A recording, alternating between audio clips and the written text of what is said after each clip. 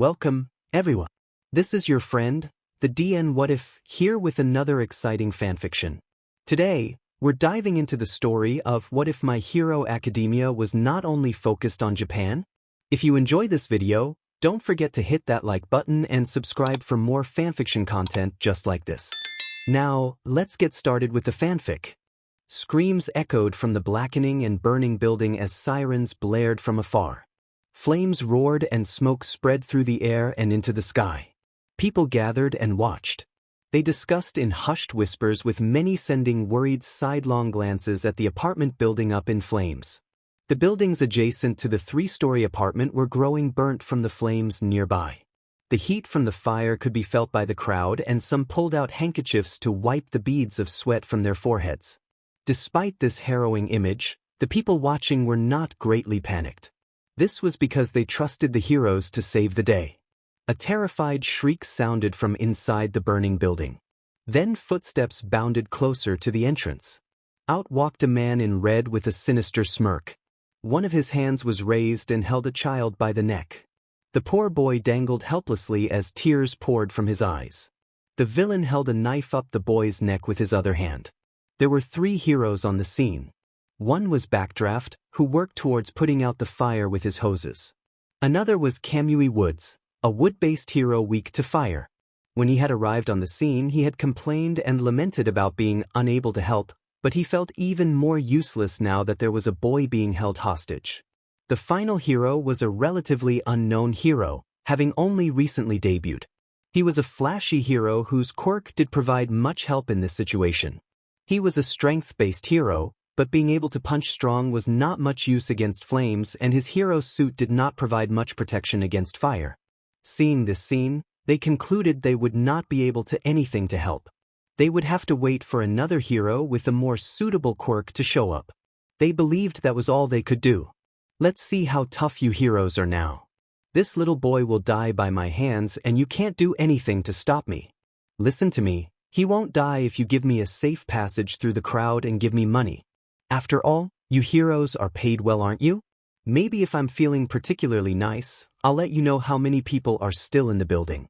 They might not be dead if you make your choice quickly, the villain spoke, laughing as he said the last line. Kamui Woods narrowed his eyes and shouted, "How evil! Why would we listen to the demands of a villain like you?" The villain laughed again, but it sounded less light-hearted than before. If the previous sound could even be considered as such. He glared and spoke, his voice filled with contempt. "Well, you made your choice, heroes. Did you think I was too much of a coward to kill a child? Think again." The villain drew back his knife and struck the boy in the neck. Or he tried to, but an invisible force blocked the blow. People froze in surprise and wondered which heroes had the ability to do such a thing. Looking around, one person noticed a costumed figure slowly walking out from the crowd. They had a blue-tinted visor and a long cloak patterned with blue glowing markings. Their clothes were decorated in an array of blue and white hues. Their hair was dark, but their face could not be seen from beneath the feathery mask they wore. Fanned out behind them were a pair of dark blue, almost black wings. A pro-hero. More and more people had started to notice the newcomer, recognizing that he was a hero from his costume. Some people among the crowd recognized the new hero, but others did not. The new hero did not speak, but they did take a combative stance. The villain glared in response, trying to pierce through the invisible barrier with his knife using his strength. Sweat trickled down his forehead, his face grew redder, and he gritted his teeth. He was trying his hardest, but he still found that he could not break the barrier. In fact, his knife had not moved an inch. He eventually gave up and drew back his knife again. This villain knew that his knife-throwing skills were good. He could easily strike this new hero in the neck and kill them. He sneered, threw his knife in the next split second and waited for the hero to drop dead. It did not happen. Instead, the hero had caught the knife in a clean, practiced, and graceful motion. He looked at the knife, considered it for a moment, and threw it back. The villain drew back his hand in alarm, letting go of the boy being lifted by an invisible force. The hero had aimed the knife and struck his hand that held the boy in less than a second. Suddenly, about 6 more villains were thrown on top of him and fell to the ground. They were all unconscious. Finding himself facing the weight of 6 villains' bodies, he struggled to stand up. He could only glare weakly from the ground as he attempted to crawl out from the pile of villains. At the building, Backdraft had finished putting out the fires and was just about to enter and search for survivors when he saw a girl float out of a 3rd-story window. He did a double take in surprise. He blinked and rubbed his eyes, thinking he was hallucinating. He was not. The same sight was still there. Multiple people floated out the building, mostly unharmed to his even greater surprise. Each of them seemed to be carried by, well, nothing. Despite no visible supports, the survivors were not jostled or moved. He turned to the crowd and saw a winged, costumed individual. There were several apprehended villains in a pile before them. All right, he isn't hallucinating, but he may be going crazy. The people carried by the invisible forces were safely let down onto the ground. Family members and friends rushed to hug and comfort each other. Backdraft walked over, hesitantly. He recognized the familiar costume. The hero it belonged to was a frequent topic on news channels across the world after all. But was it really him? Wasn't he far too busy to show up here? Zephyr, he called out. The winged figure turned to face him. Through the visor, Zephyr's face was not clearly shown, but he could still see some of it.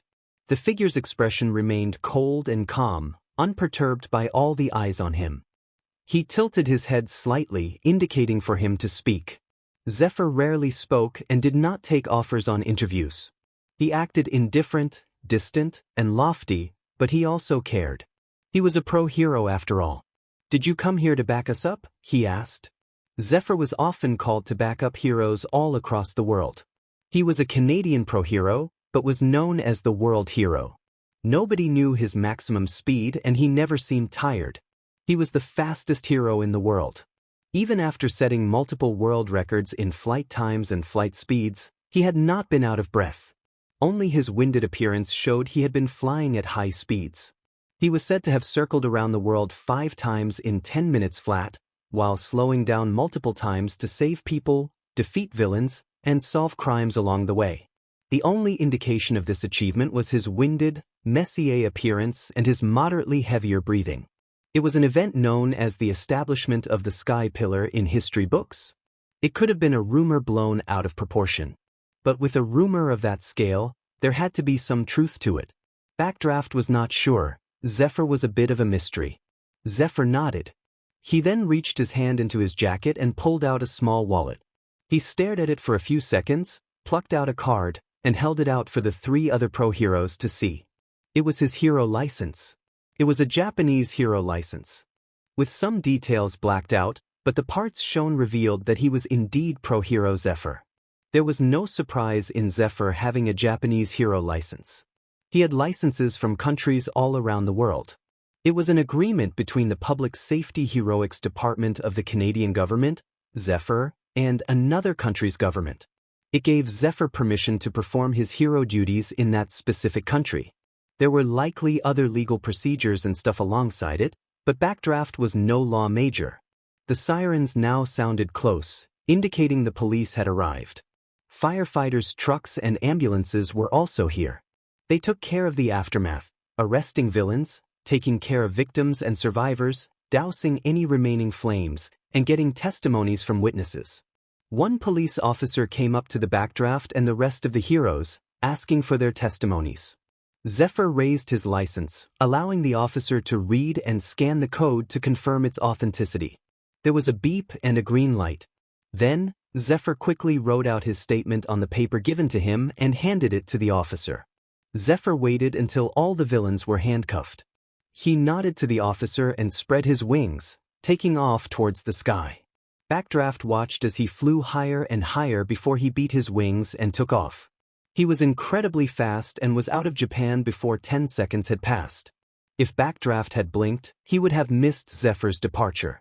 A single dark feather fluttered down and Backdraft stared, mesmerized. It was a physical reminder that Zephyr had been here. Backdraft felt a little giddy the rest of the day. If he bought some Zephyr merchandise later that day, then only he knew.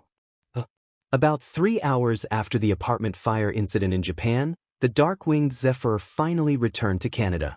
After he had left Japan, he went to solve multiple incidents in other countries that had commissioned his help. The count exceeded 30, so there was a lot of back and forth between numerous countries. As he flew through the country, cheers and whooping arose from the crowds. Even as he flew at a relaxed pace, he still continuously helped people using the air he controlled along the way. Thus, Zephyr heard lots of praise and thanks when he passed.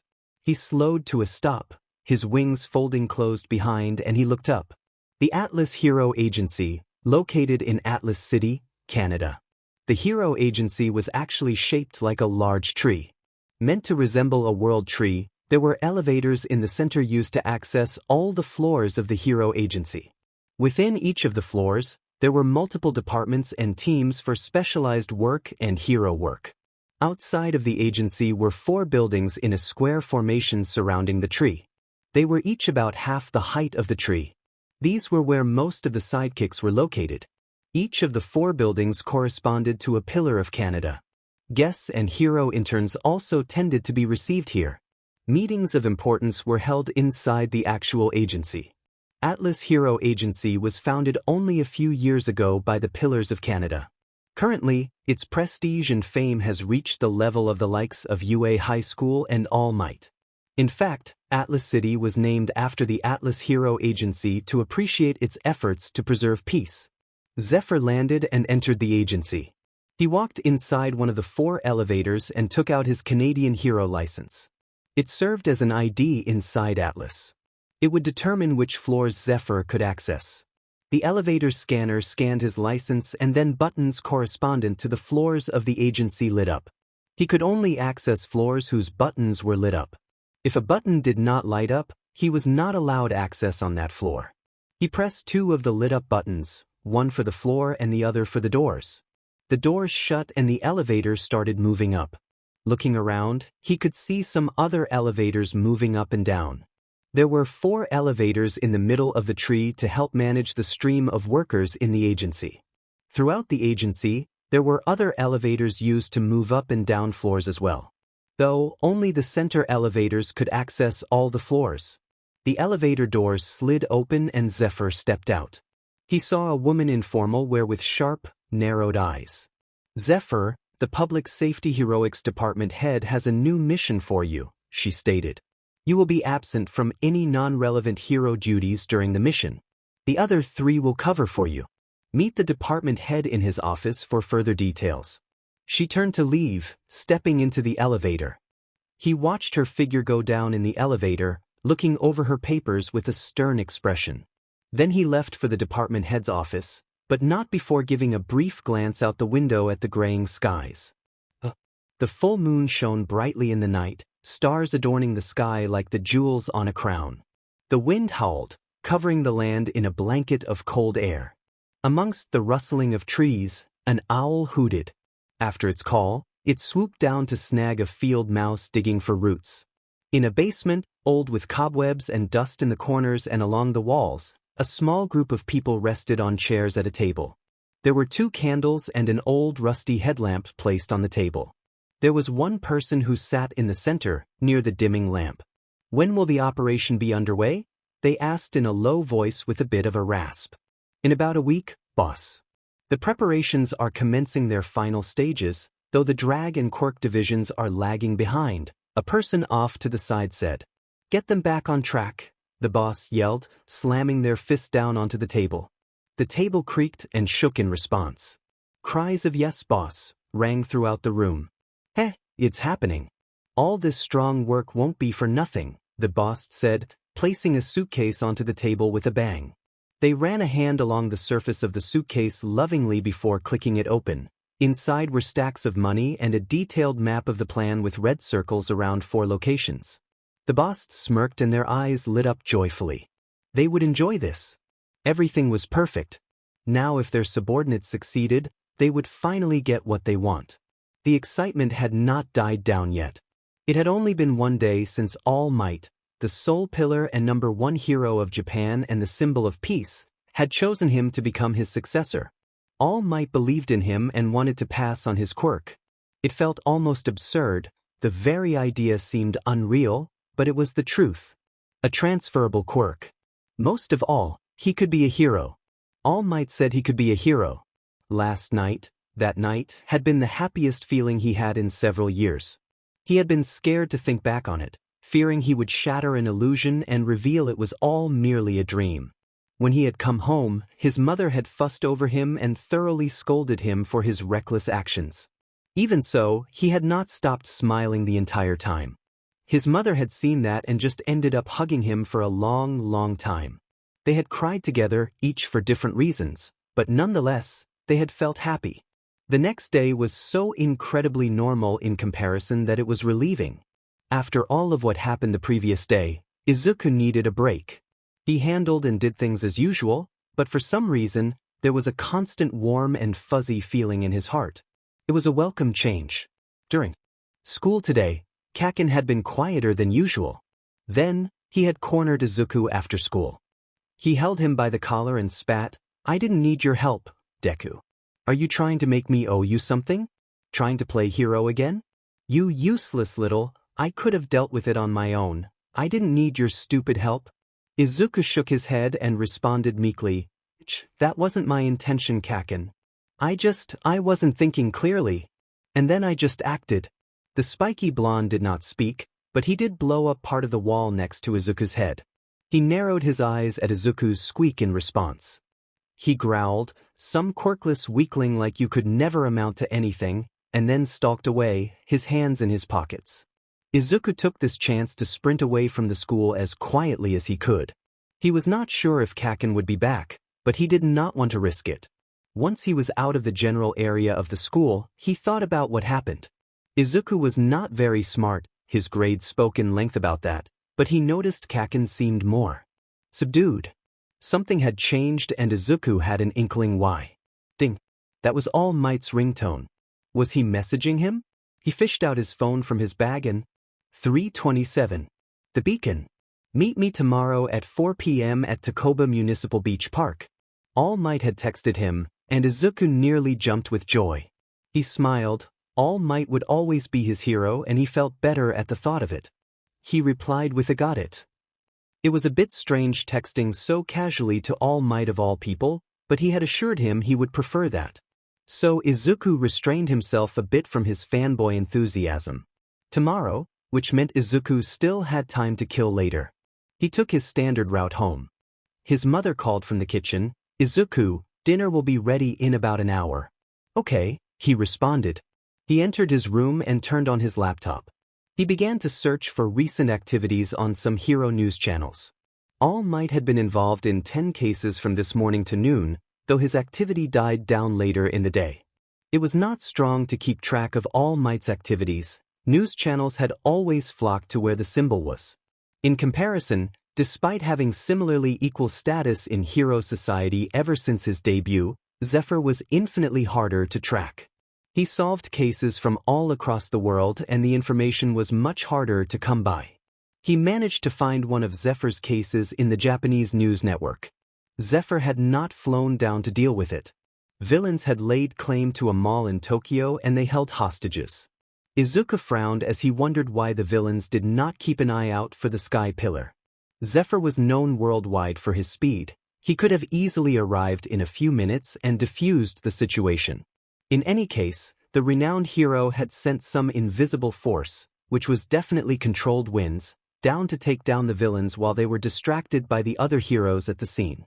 Once the villains were down, it was a laughably simple task to free the hostages and arrest the villains. Izuku spent the rest of his time until dinner scanning through news channels and databases and finishing up his homework. The sludge villain incident was also on the news. He had tensed upon seeing it. He had done something irrefutably reckless and dangerous. The heroes on the scene had reprimanded him and praised Kaken. It had not been a wise decision, but he had not regretted it. Kaken's eyes had called for help. The heroes there had not done anything to help Kaken. Izuku remained firmly under the belief that Kaken might have died. It did not need to be him, someone just needed to aid him. Someone needed to do something. Even if All Might had to help both of them after his actions, he still took pride in it. He was looking at an article when his mother called him down for dinner. Izuku shut off his laptop and left to eat. "I made katsudon, your favorite," She smiled lovingly. "It looks great." "Thank you, ma'am." They both said their thanks and began eating. After eating, Izuku assisted his mother in cleaning the dishes. He went to his room to arrange a few things for his next activity. Then he spoke to his mother. "Mom, I'll be going out for a while. I'll be safe, don't worry." She was hesitant, even more so after the sludge villain incident. Izuku pleaded with his eyes, her eyes clouded with worry, but she gave in. "Izuku, make sure to get back in time for bed," she answered. "I will. I'll be off," he said. She hugged him before letting him go. Izuku was certain the main reason why she let him go out often was because he had not gotten injured from his excursions yet. She also knew how stubborn he was. After he had distanced himself from his house, he slipped into an alleyway and put on a dark hoodie and some gloves. Finally, he set off. He snuck his way to his destination, Kijimi District. It was a district in Mizudafu, Japan, and was commonly regarded as the zone of criminals and homeless people. Not many heroes patrolled here. There was too much danger and too little reward gained for it to be worthwhile. One of the few that did, however, was an underground pro named Eraserhead. Eraserhead liked to stay out of the public eye. Izuku would have never found him had he not gone and searched specifically for more unknown heroes. A hero who fought even the playing field and fought quirkless was like a dream come true. This discovery led to him following Eraserhead's career more seriously. It was not easy. Eraserhead had covered up his tracks well, but Izuku managed to find a grainy video of him fighting before it was taken down. It was reckless of him, he knew, but sometimes he would go out searching for Eraserhead. He wanted to see how Eraserhead fought in person and learn from more than a single blurry video. He never ended up seeing him. Izuku clutched a dark blue feather. He had been gifted the feather by Zephyr after he had saved him. It was his lucky charm and he hid it underneath his shirt. He had strung it on a necklace to prevent himself from losing it. Izuku arrived at the district and immediately pulled his dark hoodie over his head. Even with a hoodie hiding his face, he did not stand out as he walked past the old and fragile buildings and people in alleyways and on the streets with only a thin coat or blanket to cover themselves with. Occasionally, he could hear the shouts of gangsters over the characteristic silence of the district. Plenty of people who passed by hid their faces due to a variety of reasons. Hence, people who lived or spent time in this district stopped finding such people strange. Izuku knew some heroes used this factor to their advantage as well. He ducked into one of the more lit alleyways and walked until he found a ladder. It led up to the roof of the building. He carefully climbed up. His approach could be described at a turtle's pace, and he made an effort to create as little sound as he could. His gloved hands helped with that, and all the dirt caked onto the ladder. Izuku lifted himself onto the rooftop. He moved closer to the edge of the building and kept an eye out. It was past 6 and getting darker. He had only seen Eraserhead in action from a single video. He was unsure if he could recognize him if they met. He would need to look for 2 signature items from Eraserhead's hero suit, yellow goggles and a gray cloth. Or at least, that was how Izuku had identified them. It could have been something else perhaps, but he knew Eraserhead wore black, yellow, and gray. Izuku watched his surroundings cautiously. It was always a risk to come here. Kijimi District was often regarded as a dangerous place. It was a hotspot for villains and criminals. Since only poor and homeless people lived here, people avoided this place, and some heroes did too. They did not want to get involved and were only interested in saving their own skins. This is why the few heroes who did patrol here placed high in Izuku's list of favorites. Stop. Did someone need help? Izuku looked over the edge, holding onto it tightly. He turned to the left and saw a group of people surrounding a young man. The people surrounding the individual were using their quirks. They had the same bull tattooed onto their forearms. Izuku identified them as a gang. Some group members had a mutant-type quirk. One had the legs of a spider, another one had the tail of a scorpion, and lastly someone with the stalk eyes and large pincers of a lobster. Izuku panicked and forced himself to stay still. He could not immediately rush in like before. He had no quirk even if All Might had chosen him as his successor. He had not been given it yet. He was inexperienced with fighting and, unlike before, there was more than one enemy. He took deep breaths to calm himself and began looking around. Was there any hero around? There did not seem to be any. Izuku was panicking again, his breaths coming faster and more rushed. Would he have to help? What could he even do? He blinked and squinted. He swore he had seen a black shadow just now. There was nothing over there. Oh, who the hell are you? Izuku shifted his gaze and saw someone in full black beating up the gangsters. They were using the long gray scarf wrapped around their neck to dispatch the gangsters. Sometimes they would stare directly at one of the gangsters and then strike. They had a pair of yellow goggles. Wasn't this Eraserhead? Izuku felt ecstatic. His efforts had paid off and he could finally see Eraserhead in action. It was clear the hero knew martial arts and knew how to deal with multiple villains at once. His scarf whipped out to gather and knock back his foes. His quirk allowed him to level the field and momentarily stun his enemies. Brilliant. Even with greater numbers, the gangsters were losing. During all the fighting, the young man from before had run off. Izuku did not blame them. Eraserhead looked up and around for a moment before frowning and returning his gaze to the gang. Oh gods, had Eraserhead noticed him? Izuku did not think Eraserhead would appreciate a kid watching him. He moved slowly away from the edge. It was dark now and the ladder was harder to find. So he spent a minute searching for it. Eventually, he found the ladder and started on his way down. He stepped carefully and purposefully to create the least amount of sound. After he stepped on the ground, he headed home as quietly as he could. He felt a gaze. Someone was watching him. The feeling of being watched stayed until he left Kijimi District. After Aizawa Shoyuta zip-tied the gangsters and informed the police to arrest them, he used his capture weapon, a long, cloth-like tool, to fling himself up onto a street lamp. There was no one on the roof? He frowned. He swore there was a shadowy figure up there who had observed him. They might have moved while he was dealing with the gangsters. The young man who was being assaulted had also run off. He needed to stay focused, so he pushed those thoughts away. A single mishap could spell death in the heroics field. In any case, he never sensed any ill intent. Shoyuta learned to listen to his gut, and it was telling him there was no threat. He continued patrolling until he saw something strange. In Kijimi District, there was a certain area nicknamed the Outlaw Zone by police officers. It was the equivalent of walking into a death trap, since it was a place with possibly the highest concentration of villains and criminals in Japan. Except for a select few, villains near the Outlaw Zone would rather go to prison than enter. Yet there was a small group of people there. They were just outside the red line indicating the Outlaw Zone. He slowed down and crept closer. He stilled his movement entirely once he got close enough to listen.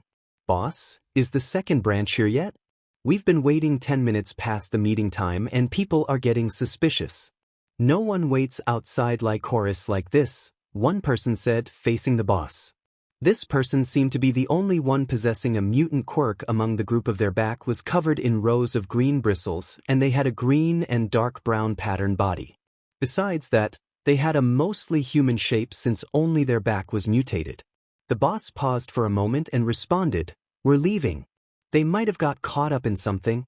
The boss had a black eldritch jacket emblazoned with a snake head stabbed by a branch. The mouth of the snake was opened and looked to be eating the character 8. They had swamp green hair under a snake-themed cap. He could not see their face. The other 5 wore black and green-themed clothing. Most wore hoodies or caps to cover their faces. They were moving away from him, making it much harder to glean more information. He decided not to follow them as he would have likely ventured into unknown territory unprepared. Shoyuta stayed low until he was completely certain they were gone and then left the area. He finished up his patrol, clearing up some more fights, and made his way to the police station. Upon arrival, he glanced at the unremarkable-looking, still-lit building to check if the detective he was looking for was there. The window was covered by curtains, but he could tell the lights were on. He entered the building.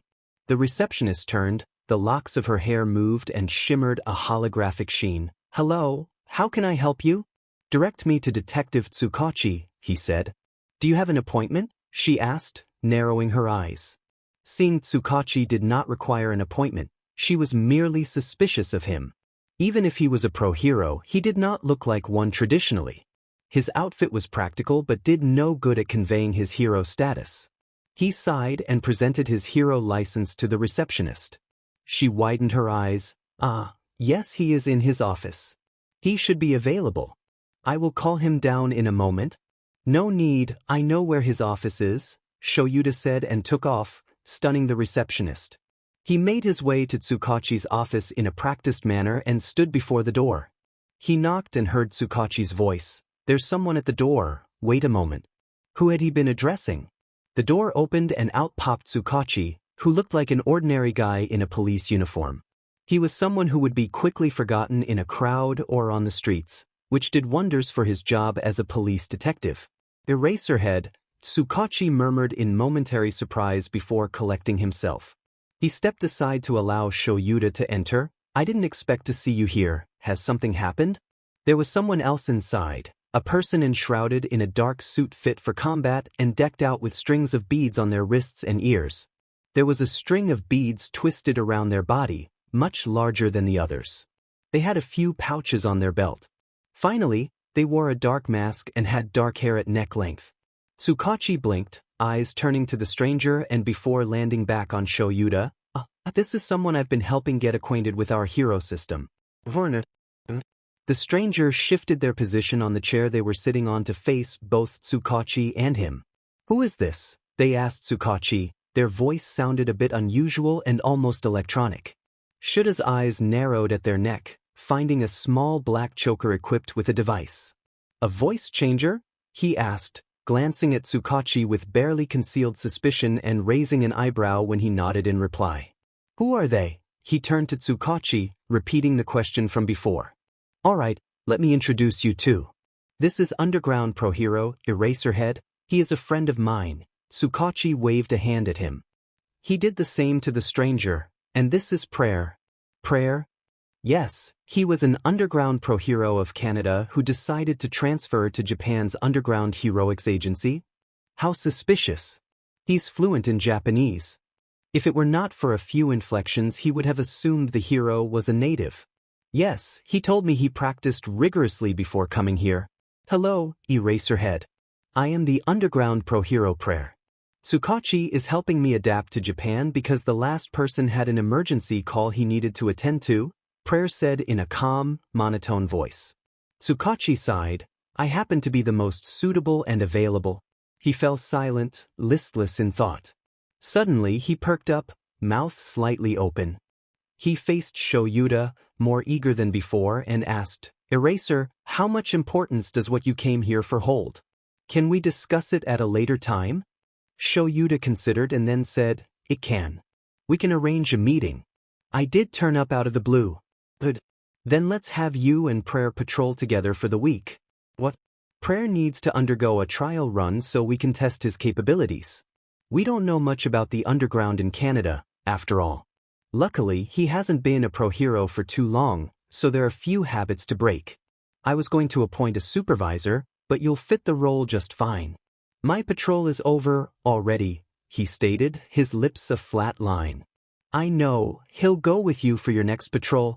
Shoyuta turned to the person in question and his only hope of getting out of this, Prayer. That name was fitting, huh? He had not said a thing, merely watching the conversation with little interest. They were discussing him and yet he hadn't said a thing in response. Shoyuta sighed, asking, What do you think? Are you okay with me as your supervisor? And hoped he would reject it. Prayer glanced at him in a contemplative manner and answered, I'm fine with it. As always, the heavens seemed to resent him. That's settled. I'll get some paperwork done and you two need to sign it. Then it's a done deal. Tsukachi smiled. Why don't you two get to know each other in the meantime? He walked to his desk and sat down. Shoyuta stared at Prayer, already dreading a conversation with him. This guy rarely spoke, and when he did it was in an annoyingly straightforward manner. He sighed internally. So, you're a new underground hero. An awkward conversation starter, but Shoyuta never prided himself on social ability. Yes, DMN, his social skills might be worse than Shuta's. His reply only made the conversation feel more one-sided. How long have you been a pro hero? In Canada, I worked as an assisting hero for a short while and a pro hero for some time. Then I moved to Japan. Shoyuta hummed, noting how he only gave essential details and nothing more. However, he had thought someone of Prayer's character would know more exact times. Why did you move to Japan? Heavens, this feels like an interview. I wanted to reunite with my family's culture. My parents had always had relatives they missed here. If I was an upstanding Japanese citizen, then I think they could stand with their heads held high. Oh, and I wanted to see the country All Might grew up in. He is a rather popular figure in North America. He delivered such an eloquent reply. Shoyuta almost thought it was rehearsed. He had given a lot more information for him to draw on, at least. So, you're Japanese? My ethnicity is, Prayer gently corrected him. He still considered himself a Canadian citizen, then. Are you a fan of All Might? I know of him. I wouldn't consider myself a fan. Who are you a fan of then? Speed Star. Who? I don't recall a hero with that name in the rankings. A Canadian vigilante who inspired heroism in Canada. He's not widely known outside Canada. Sounds like a good guy, Shoyuta said for lack of an adequate reply. Just another one-word answer. Their conversation lapsed into silence as Shoyuta found himself without much to draw onto. He felt an urge to just spout some random question as the silence slowly dug into him. In the next moment, he realized what an apt name Prayer was. Eraserhead, Prayer said, and Shuta's head snapped up to meet his eyes. They were an icy blue, and if he were a more poetic person, he would have compared them to gemstones. He was not, so a cold blue it was. Your code name, does it have something to do with your quirk? It's a rather strange name and you don't match with your namesake. This guy was smarter than he thought.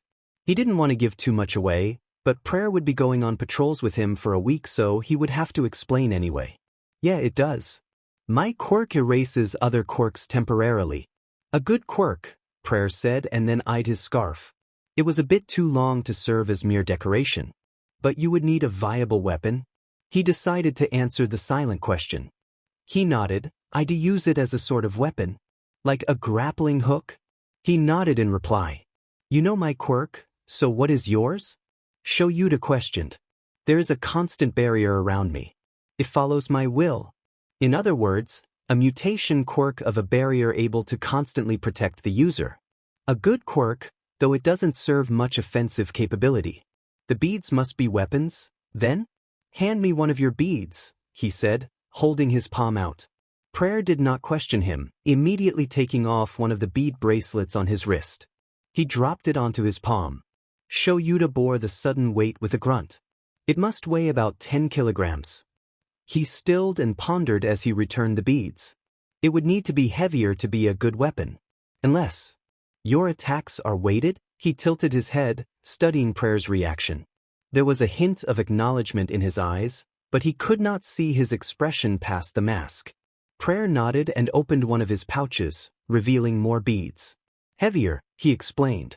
He resisted his urge to question how much weight Prayer bore. Though Prayer did hear his silent question, my quirk helps with the weights. Shoyuta silently praised the young hero. He did not overshare, which was a mistake new pro heroes made due to nerves. There were a few more questions he had forgotten to ask, including one about the voice changer. He wondered how he should approach the topic as a brief silence ensued. There was a rustle of paper and movement coming from the desk. Tsukachi gestured for them to come closer once they peered over. He waited for a moment as they read each of the documents. He pointed towards one of the papers. It was in yellow and he tapped a line at the bottom of the page. Eraser, you sign here, he said and turned to the white document, pointing to 2 lines. Top line for Eraser, the other for Prayer. Then pulled out another white document. Prayer signs here and here as well. Shoyuta was reminded of why he disliked paperwork. His eyes widened slightly. Didn't he still have the paperwork after his patrol to do? The heavens really do hate him. Izuku spun his pen as he lifted it from the paper since he was in a good mood. After watching Eraserhead in action, he rushed to get his thoughts and notes on paper so he could review everything in the morning. His mother had greeted him at the door and confirmed he was unharmed with an onslaught of questions. He had answered them quickly. His mother did this quite often since she was always worried for his well-being. He had switched his shoes for slippers and joined his mother in their bedtime routine. Afterwards, he stepped into his room, grabbed some papers and started to write. Tears welled in his eyes as he yawned. Izuku took a look at his notes and immediately felt a bit embarrassed. He had written the thoughts as they came, so his notes turned into a mess with many incomplete sentences and spelling errors. He set down more sheets of paper and began to sift through what he wrote so he could write a more coherent copy. Once he was done, he stretched and got into bed. His thoughts ran as he went through his day and its events. He had been able to witness Eraserhead's fighting style. How could he incorporate it with the new quirk he would receive? Perhaps he could study some martial arts videos to get started? Martial arts were not as common as they had once been. It was true there were heroes who learnt and fought using it, but most had to have them adjusted to their quirks. There were also heroes who did not receive formal training whose quirks made up for that. He could list many of them. Izuku would have to consider what martial arts to take on that would benefit his future quirk and fighting style. He rolled over in shame as he realized he had not had a lick of fighting experience. His hand twitched, itching to reach for his hero notebooks, but he resisted. From memory, Izuku knew All Might fought using his superior athletic ability combined with both speed and power to overwhelm his enemies. Each of his attacks was powerful, which likely came from the stockpiled energy and power one for all accumulated. Izuku smiled at the thought, who knew he would one day know the answer to one of the world's mysteries. Though, if All Might's staggering strengths came from the power of many, what about heroes said to be on a similar level as All Might? His hand slightly tightened around the feather dangling from his neck. He shook his head. He was getting off track. All Might used a variety of attacks involving his body, the force he could generate, some chops, and finally his famous punches. Izuku had long since determined All Might was a hero who did not require martial arts. Would he be in the same position when he inherited one for all? He could not imagine himself of a similar height and build as All Might. He kind of lacked the proper genetics. He would ask All Might in their meeting. He shifted onto his back, an arm covering his eyes as he considered more strengths he would need as a hero. Eraserhead could navigate the urban terrain with visible ease. Parkour would be extremely useful, possibly more so than martial arts as it would likely blend with his quirk better. However, where could he find a parkour instructor? All Might, great as he is, might not know parkour since his high jumps eliminated the need. All Might could reach incredible heights with his jumps and had a lot of stamina and speed. His punches could change the weather and clear the sky. The day he came back to Japan was when peace arrived. He had offered him a boon, believing in his dream. Izuku felt it. There was a warmth spreading and decorating his life. It filled up cracks with its light so they would heal. Initially, a dim and dying flame, nearing the breaking point as everyone took away the air it needed to breathe. There had only been one who remained a stable presence keeping the flame alive. Briefly, another had made it so its source had not been cut off. Now, he knew, the second one came and brought with it sparks to feed the flame.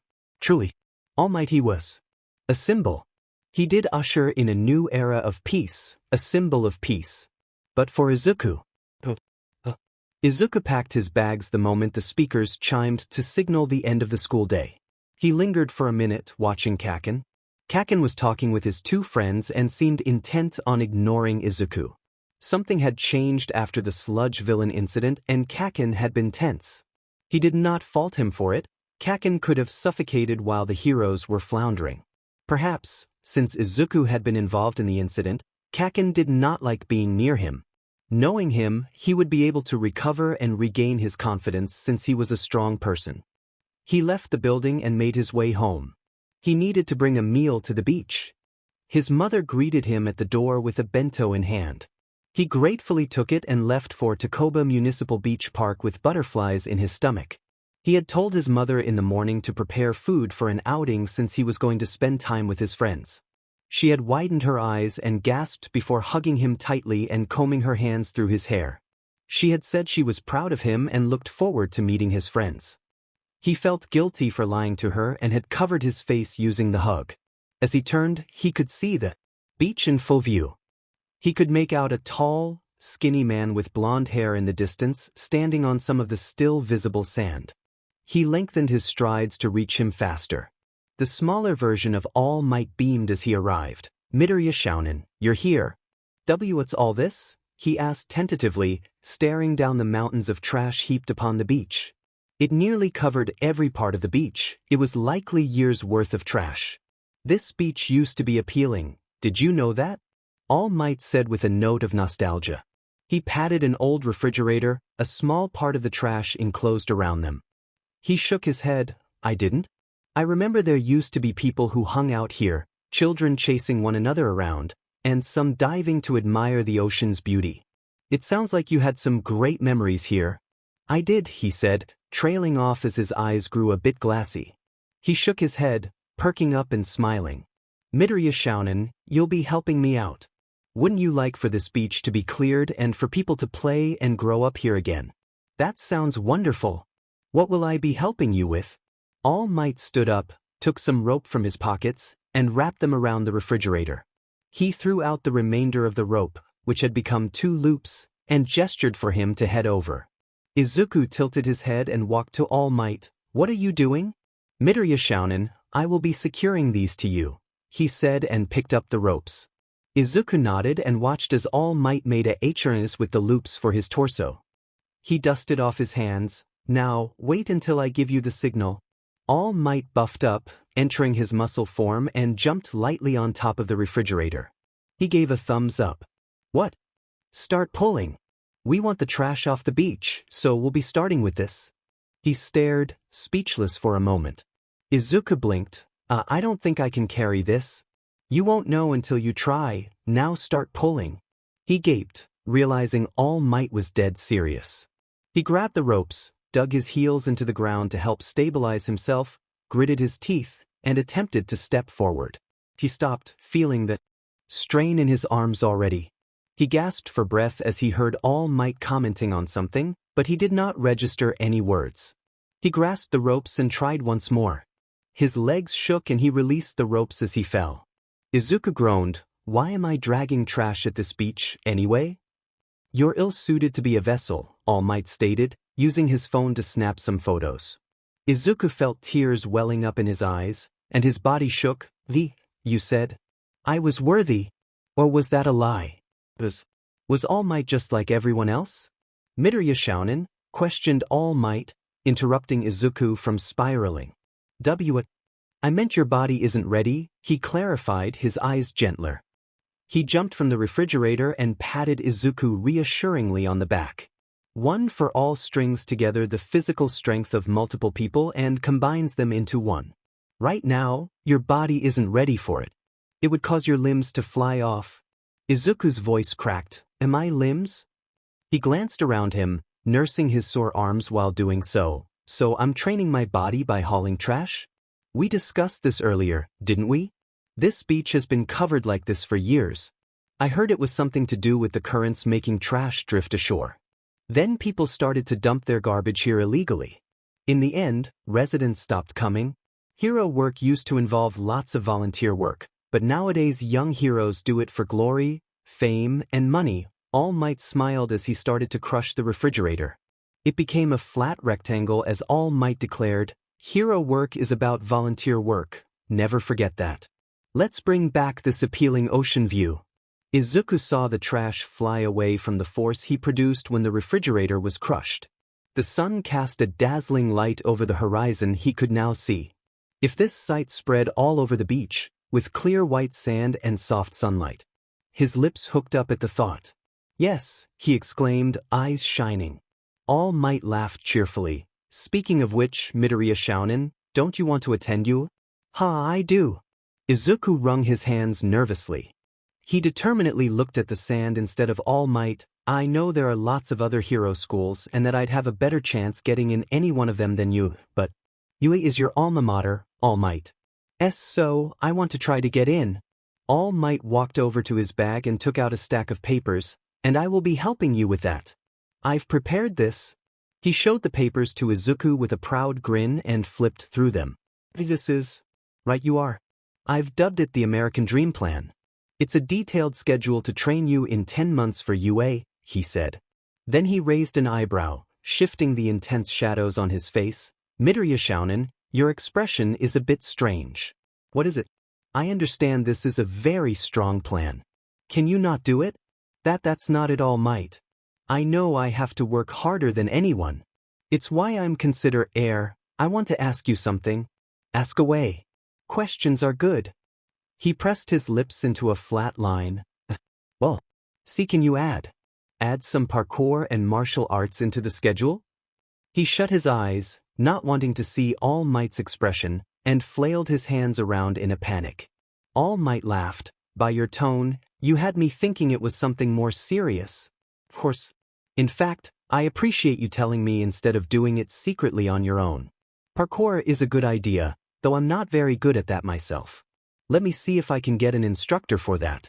What type of martial art are you looking to try? I hadn't thought of that yet. Maybe, karate? I mean, it covers most grounds and involves punching and kicking. All Might took notes on his phone and deposited it back into his pocket, smiling. Great idea. I'll see what I can do, all right? Oh, why you don't really have to go out of your way. Nonsense, Midoriya Shounen. As your fitness instructor, I want to make sure you are happy, healthy, and unhurt. I'll message you the adjustments as soon as I have acquired some teachers. Follow this schedule I've prepared for now. Okay, why you don't have to search very strong for a good teacher? I mean, we will just be doing the basics. I don't think I'll be able to get through much material in only 10 months, anyway. Also, can they have some field experience? I'd like it if the lessons were easily applicable so I could have something to fall back onto just in case. A backup if things didn't go well. I'll try to meet your standards. He blinked. Sorry if I was demanding. You can ignore what I said. All Might patted him on the head. You weren't demanding. Those were reasonable requests. Also, I was joking, he said, laughter coloring his voice. He beamed, a full-on smile. Your hair is very fluffy and soft. Walha. He tapped his chin, still smiling. It kind of reminds me of something. The what? Then his eyes lit up in joy. Midoriya Shounen, you're like a rabbit? All Might. The sky slid into dull yellows and blue-grays as the sun lowered. The darkness was a snake, slowly advancing through its chasing of the star as it planted its shadows that would scatter from light. Lamps laid out row by row on the streets provided small pockets of sight for beings of day. Many of his surroundings were still awash in shadow, which was what those who wanted to hide wielded as a shield. People of all kinds would be out at night, and most of the time the scale either tipped to victim or perpetrator. In the Age of Heroes, another important scale appeared: heroes or villains. Underground heroes in particular knew the most immoral of crimes would be committed under the veil of night. The job was cutthroat and there was little light to be had, only the moon and stars and oneself.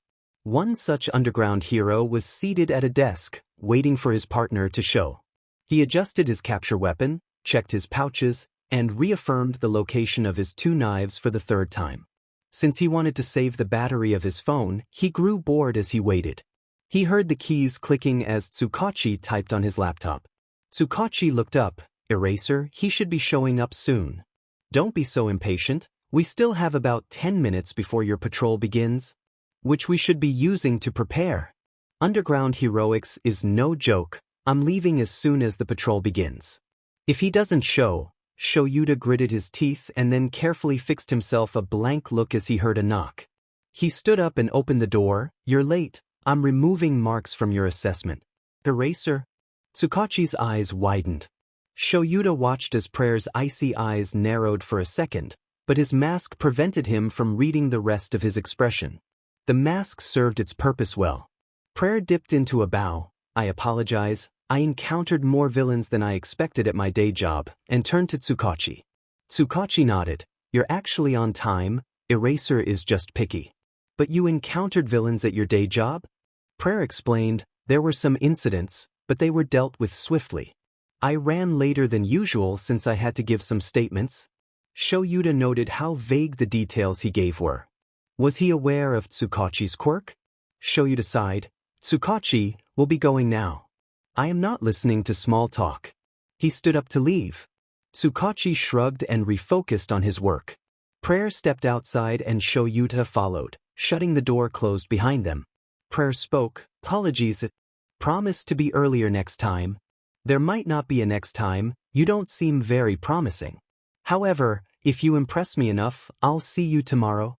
"All right," Prayer answered, serious as always. Shoyuta studied Prayer's eyes. They were more focused than before. He could not see any tinge of worry or nervousness. Prayer was content to ignore his obvious staring, it seemed. Shoyuta eventually looked away. Prayer's expressions were incredibly strong to read, and he felt the removal of the mask would not actually make it easier. They walked in silence the rest of the way out of the police building. Shoyuta had spoken with Tsukachi about the group of people outside the outlaw zone. Apparently, similar groups had been seen before and the police suspected those groups were connected. These groups had been laying low before but were appearing more frequently nowadays. Members of these groups had only been involved in minor offenses, but they were able to build up a supply of weapons and some drugs. They were likely involved in more dealings than the police knew of. Members of these groups were careful to not implicate other members, and they also had someone who disrupted electric signals. Through snippets of conversation, though they could not get much information since they were quick to run, they managed to find details about the groups and their link. Each group was a branch numbered 1 to 8, hence the police dubbed this the 8 branches case. As it happened, Shoyuta had walked into his ticket to join the case. The information he had was an important clue since it confirmed the branches were working together. Shoyuta decided to keep an eye out for any branch groups. Once they felt the cool air on their skin, he turned to Prayer. "How familiar with Mizudafu are you?" "Not familiar." He was not familiar? He had to have studied up on Mizudafu, however. Shoyuta asked, "What do you know about Mizudafu?" Mizudafu's popularity is mainly built upon UA High School. There is a spike in villain activity in Kijimi District compared to the rest of the city, he rattled off in a monotone manner. His eyes passed the skyline and he stated, "We are currently in Takadana Ward." "You're well read," said Shoyuta. In the next instant he ran, stepping lightly, and flung himself up onto a street lamp using his capture weapon. He landed softly and turned around to check on Prayer. He held Shuta's gaze for a split second before running straight up the side of the building he was on. His movements only made sounds if Shoyuta listened closely, and any dirt and dust on the building was barely disturbed. It seemed he was good at stealth. Though, what had allowed him to run up a building? Shoyuta raced on ahead, falling into a rhythm of quiet travel consisting of leaps and short sprints. In the corner of his eye, he saw Prayer keeping pace with him. So he did not have trouble with this pace. Prayer whispered as he fell in line beside him, his voice scratchy but quiet due to the voice changer. "Are we headed to Nator's shopping district?" He knew they were going there? Then he knew it was near Kijimi District. "Did you have a mental map in your brain or something?" he whispered back, his tone betraying his curiosity. He sighed, "We are." Prayer shook his head, "Not really, I merely excel at memorization." Shoyuta nearly scoffed upon hearing his reply, "Merely, huh?" They continued their journey, listening to the wind as it carried sounds. He noticed Prayer tensed up slightly but made no move to address it. They passed a few more roofs before a voice sailed into the wind. Then, the louder sound of glass breaking and a vehicle driving off. In other words, the sounds of a robbery. It sounded like the criminals had just left. Shoyuta sped up, leaping on top of a taller building to get a better vantage point. They were near the Nator's shopping district, which meant there were a lot of stores to search. It was likely a jewelry store, which narrowed down his options. The sun had nearly disappeared and his surroundings were dark, but he saw it. He could make out the broken glass window and a collapsed woman, bleeding from long, silvery needles lodged in her skin. The place had been ransacked. He could not see what kind of store it had been in the dark. This must have been where the robbery took place. Where had the culprits gone from here, then? Prayer landed behind him. "Eraserhead, I heard the vehicle," as Shoyuta finished calling for medical aid. He spun on his heel. "Where?" "From here." They took a left and headed towards Kijimi District. He frowned while he patched up the woman with the medical supplies he carried in his pouches. Her eyes blearily opened. "A hero?" He nodded, quickly putting his supplies back in his pouches. Prayer held out a hand to the woman and she took the bead he gave her. That one must be a normal bead then. Or not, he revised as the bead started to dimly glow. Medical help has been called, the authorities will be with you soon, Prayer stated, his voice a touch gentler than usual. He gestured to the bead, you may keep it, hide here until help arrives. We will be going to catch those criminals. She nodded frantically and carefully scooted over to one of the shelves to hide. They wasted no time and quickly traveled to Kijimi District. Shoyuda had increased their pace and Prayer kept up with no issue. He updated Shoyuda on the status of the vehicle and occasionally glanced down at something. Vehicle still en route for Kijimi District?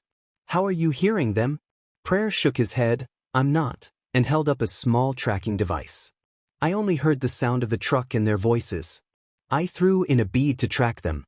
They briefly spoke about going to Kijimi District to deliver the goods. I suspect it may be why they robbed the store. He could hear their voices? He must have better hearing. He likely had beads of many different functions. Smart. These criminals must be hired by someone or some group from Kijimi District, Shoyuda mused, analyzing his words instinctively. Prayer glanced at his tracker, watching as the beeping red light went left. He looked at the row of buildings on the other side, eyes darting back and forth to measure the distance. He grabbed the end of his largest string of beads and pressed a button to make the curled hook pop out. Shoyuda slowed down to give Prayer room, sensing what he was about to do. As he suspected, Prayer swung the string of beads, winding up his throw for a little before letting go. It connected to a light post on the other side, the momentum making it wrap itself around it and hook onto the pole. Now they had a bridge. Still, he grinned, it was reckless to have attempted that while running. Shoyuda sped up and ran across the bridge, reaching the other side successfully. He witnessed Prayer hook in the other end of the beads to the building and dash across. He unhooked the end around the pole and lifted the entire string of beads. It curled on itself in the air. Then, it was redirected to wrap itself around Prayer by a swing as he leaped into the air to collect everything. He nodded and they continued their pursuit. The place had been ransacked? He asked the shivering woman. She had been given medical treatment and had volunteered to be questioned as soon as she was able. She held a small, glowing bead in her hand that she refused to let go of when asked by the medical staff.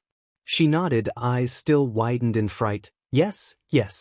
I don't know why, but they took specific drags from the store and then they threatened me to gain access to the storage room.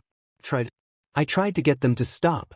They didn't end it, and then one, he used his quirk. She paused to breathe, breaths coming short and rushed. Needles. They hurt, I can still feel it. He frowned, motioning for someone to come and calm the woman down. An officer stepped in, gave her a stuffed toy she began hugging, and whispered reassuring words in a steady voice. She looked at him, determined. He cleared his throat. What did they look like? They wore all black and had masks. One had dark eyes and was the one with the needle quirk. Another had tentacles for hands. There was one who had a tail with a drill. The others? That's all I remember. Except her. She had long hair and pure red eyes. She was the scariest. She didn't do much but stand there and watch though. Did they say anything? I don't really remember too much. They came into the building together and asked for some drags you needed prescriptions for. The tentacle man's face scrunched up all weirdly when I didn't comply with his demands. The woman with red eyes whispered something and then the tentacle man slammed on the desk. He yelled something about how I had to give them the drags or I was gonna offend some big, scary group, she answered. A group? Did you hear the name of this group by any chance? She played with the bead to relieve stress. She rolled it around and shifted it between her palms. The woman bit her lip, blinking as went through her memory. She stopped biting. I think I remember now. Yeah, I remember. The tentacle man said I was going to offend the Orochi. And then the red woman punched him, yelling about giving too much away. Then he knelt to beg for forgiveness, asking the woman not to make her leader and branch come after him. As he listened to the woman, a feeling of dread tingled under his skin. He smiled, but it came out strained. Thank you for your statement. Your information was helpful. Please rest up. The police officer from before led her out, She smiled at her little bead and showed it to the officer. After getting all those words out, she was calmer, but he was not. He walked and turned to another police officer, called Tsukachi Naomasa. We've got new information on the 8 branches case.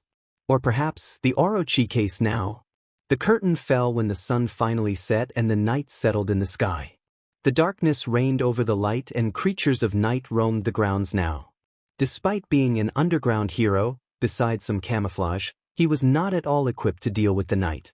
Shoyuta relied primarily on his familiarity with Mizutofu and the light provided by the moon, the stars, and the street lamps to navigate. Prayer followed closely, stealing occasional glances at his tracking device to ensure they stayed on track.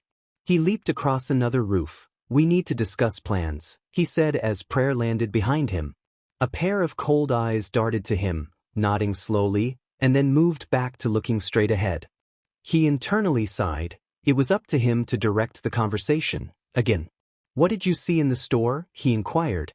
If Prayer had better hearing, there was a possibility he also had better eyesight. Prayer spoke, keeping his eyes ahead. Several shelves were knocked over and walls were damaged. There were silver needles scattered in groups along the walls and ground. Bottles and packets of drugs and medicine were swept away, deeper into the store and around corners. Others were crushed underfoot or by the fallen shelves. And there was shattered glass due to the criminals.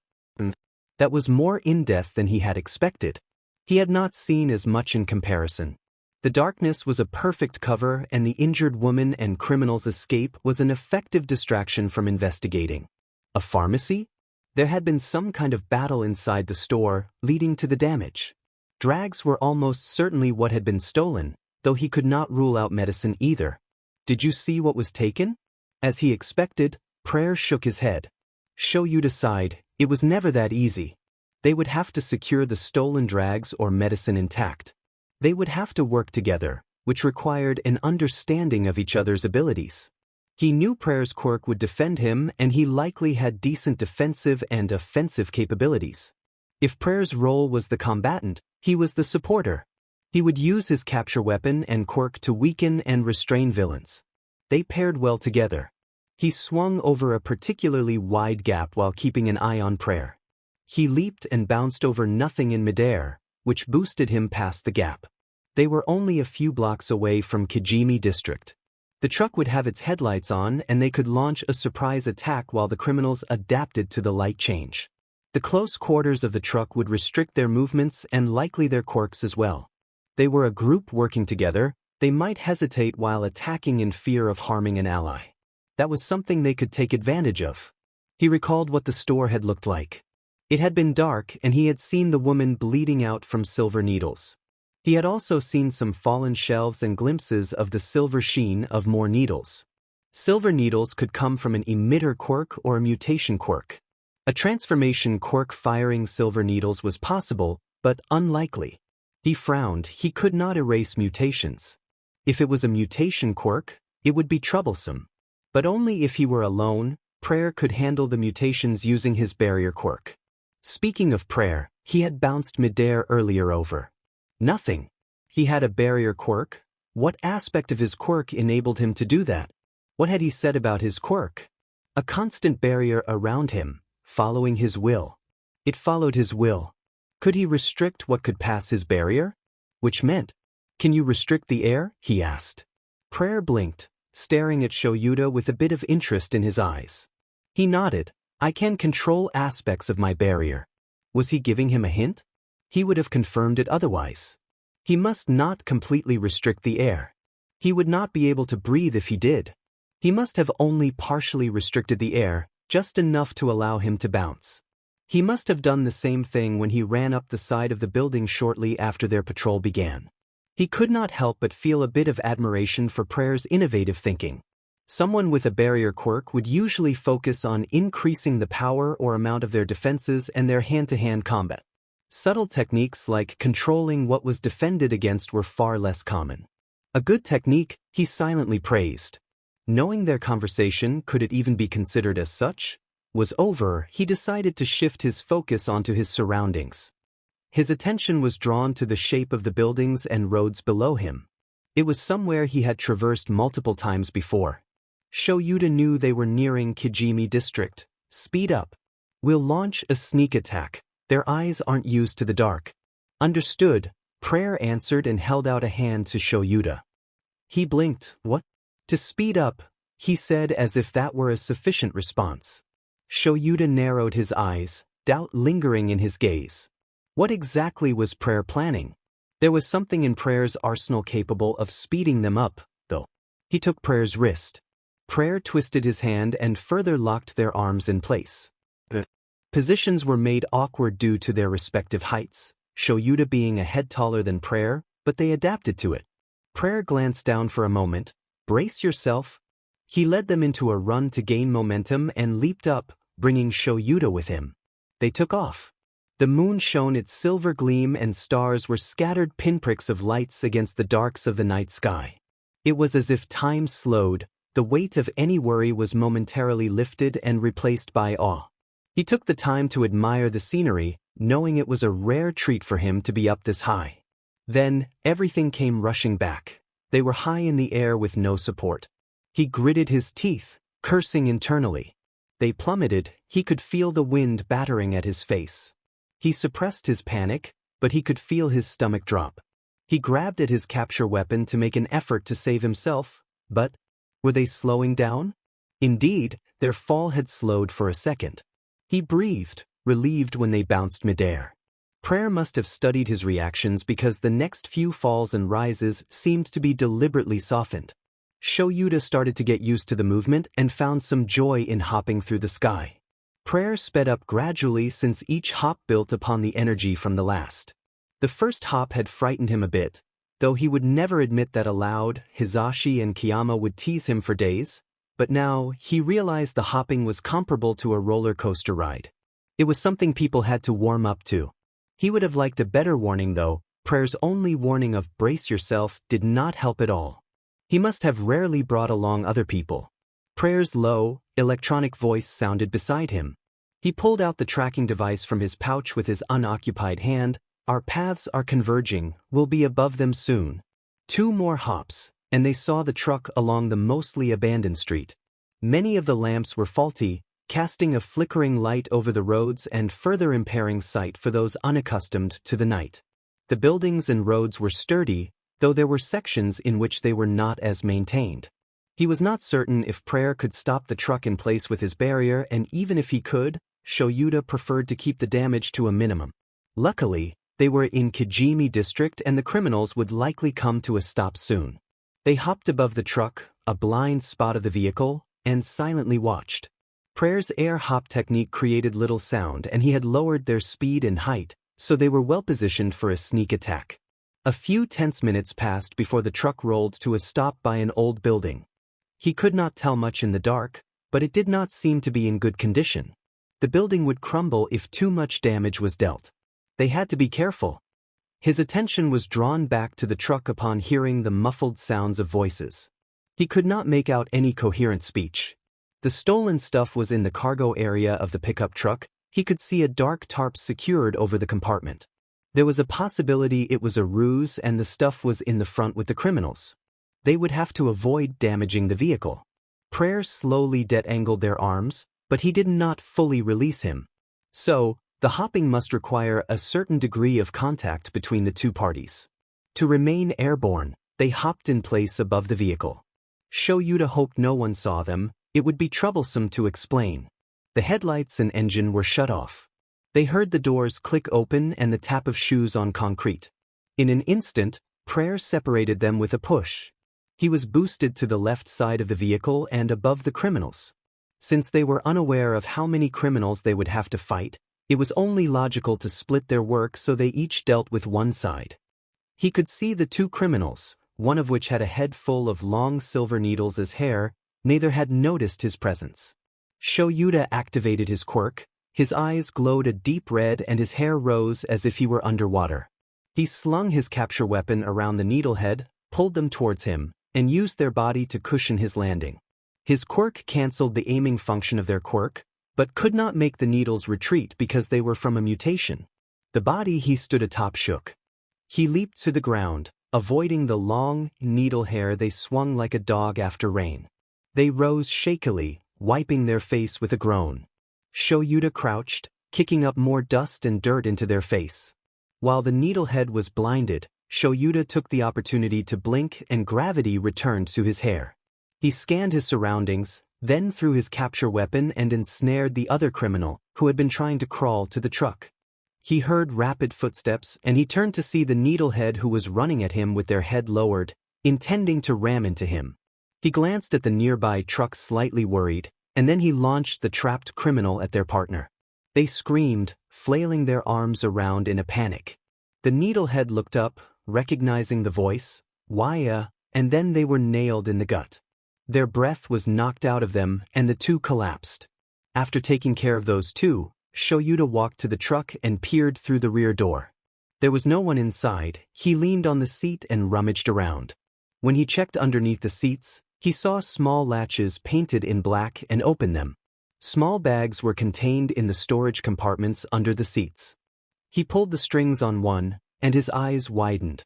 He uncovered the rest of the bags, a grin growing on his face. The drags. He could not take all of the bags, so they would need to secure the truck. Grabbing 2 bags, both containing sedatives, he tied them to his belt and placed the rest back. He stilled his movements, concentrating on what sensory information he gained. He could not hear sounds from behind, so the criminals he knocked out had not woken up yet. There was the buzzing of wings in the air. He knew bugs were not uncommon in April.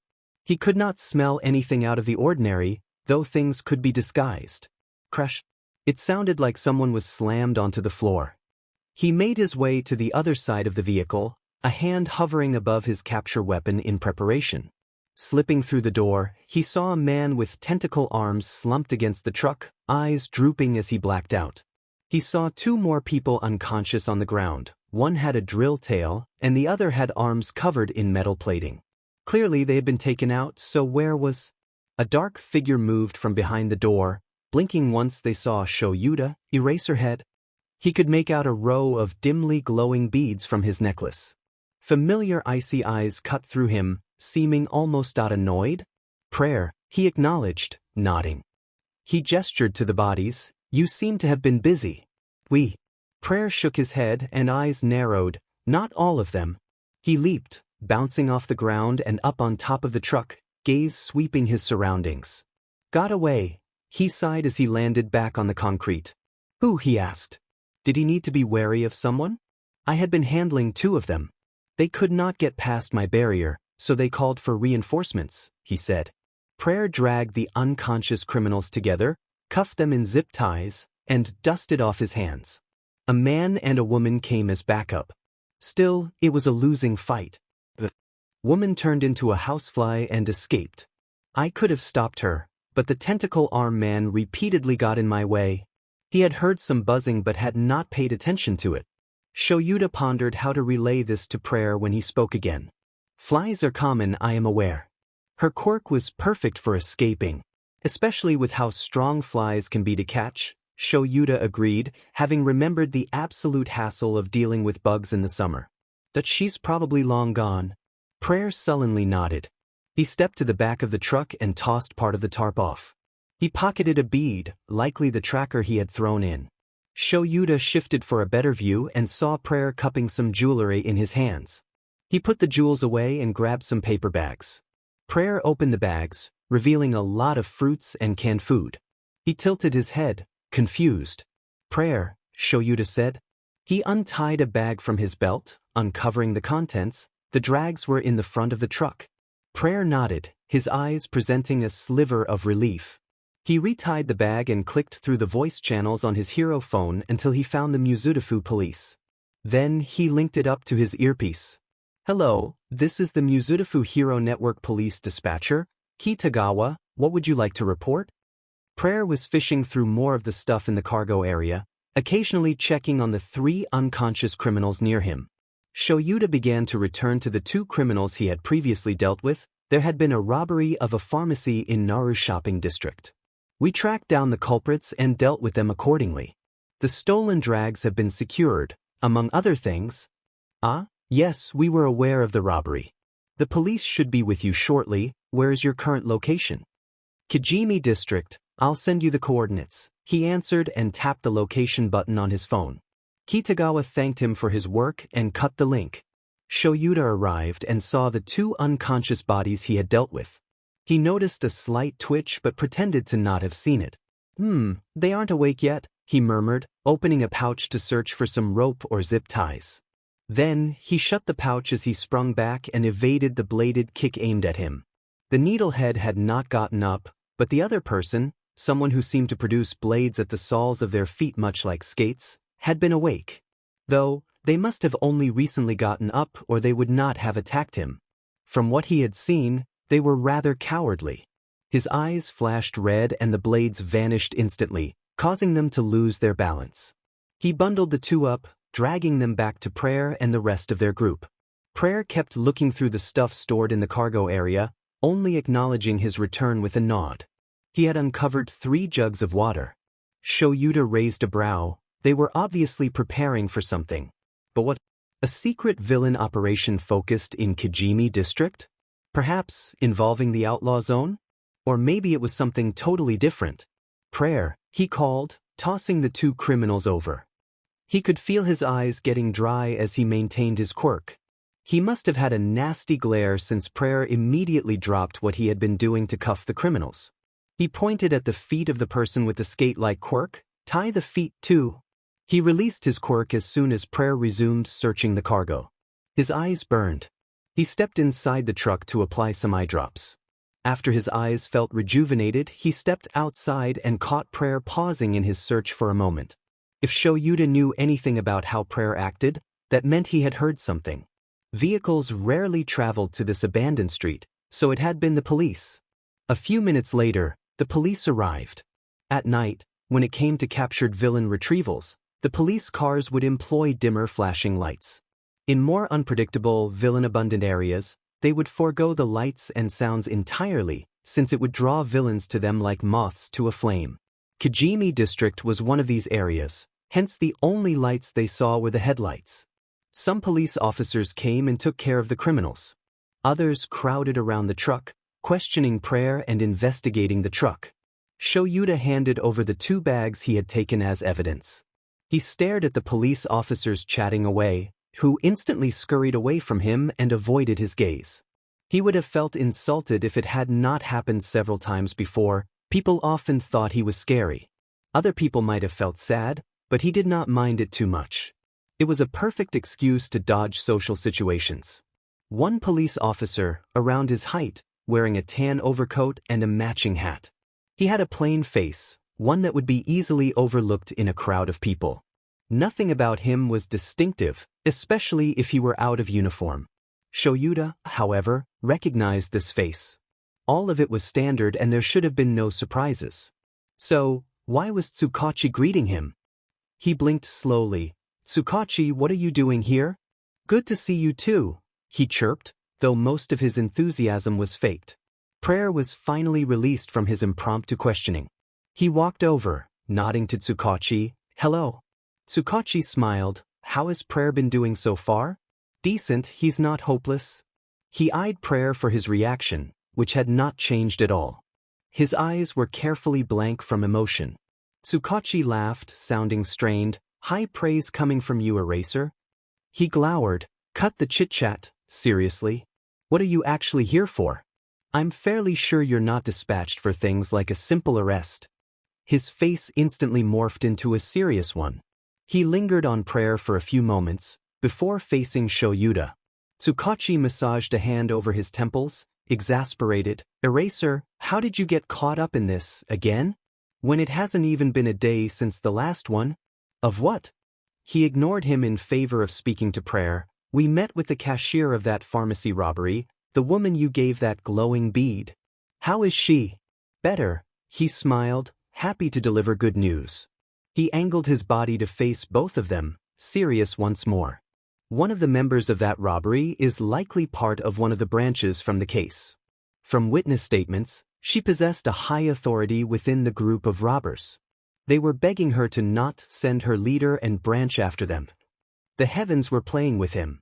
To think this robbery they chanced upon was connected to the 8 branches case." Yuta felt like he needed a break, and it had only been about an hour into the patrol. He wanted coffee, badly. Tsukachi, do you have a description of her? He asked. Not in detail. But, Tsukachi, Prayer called, understanding blooming in his eyes. Did she have red eyes? His eyes were a touch frostier than usual. Tsukachi widened his eyes. How did you know? Her eyes looked distinctive, larger and brighter than a normal pair, so I assumed the witness might have taken note. You saw her? He gasped, hopeful.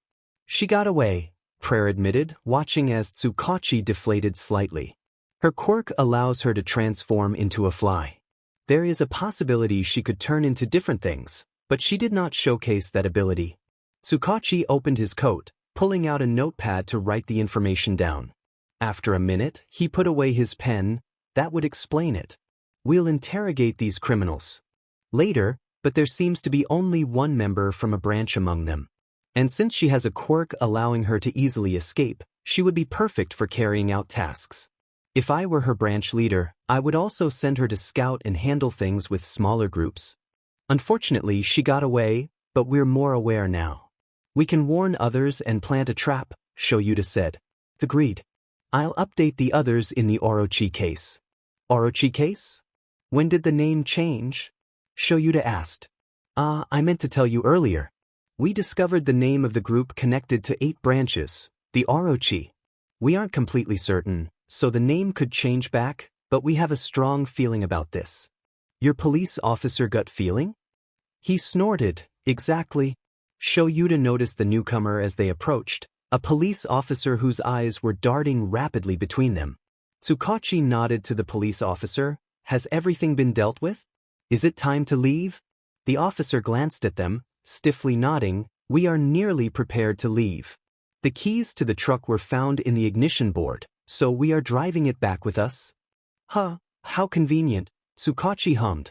He turned to them. Why don't you two continue with your patrol? We've got everything handled here. He waved farewell to them and merged with the trickle of officers. He grunted in reply. Shoyuta looked at Prayer, who had decided to become a statue, waiting motionlessly for his word. How deferential. Prayer, we'll make our way slowly back to Naru's shopping district. In a different direction, of course. We've still got a few more hours of patrol left. Understood, he replied, becoming animated once more. They took to the roofs, Shoyuta leading the way. Shoyuta collapsed into his bed, freshly clothed in his nightwear. The patrol had gone well. As he predicted, Prayer covered his weaknesses and all the fighting went smoothly.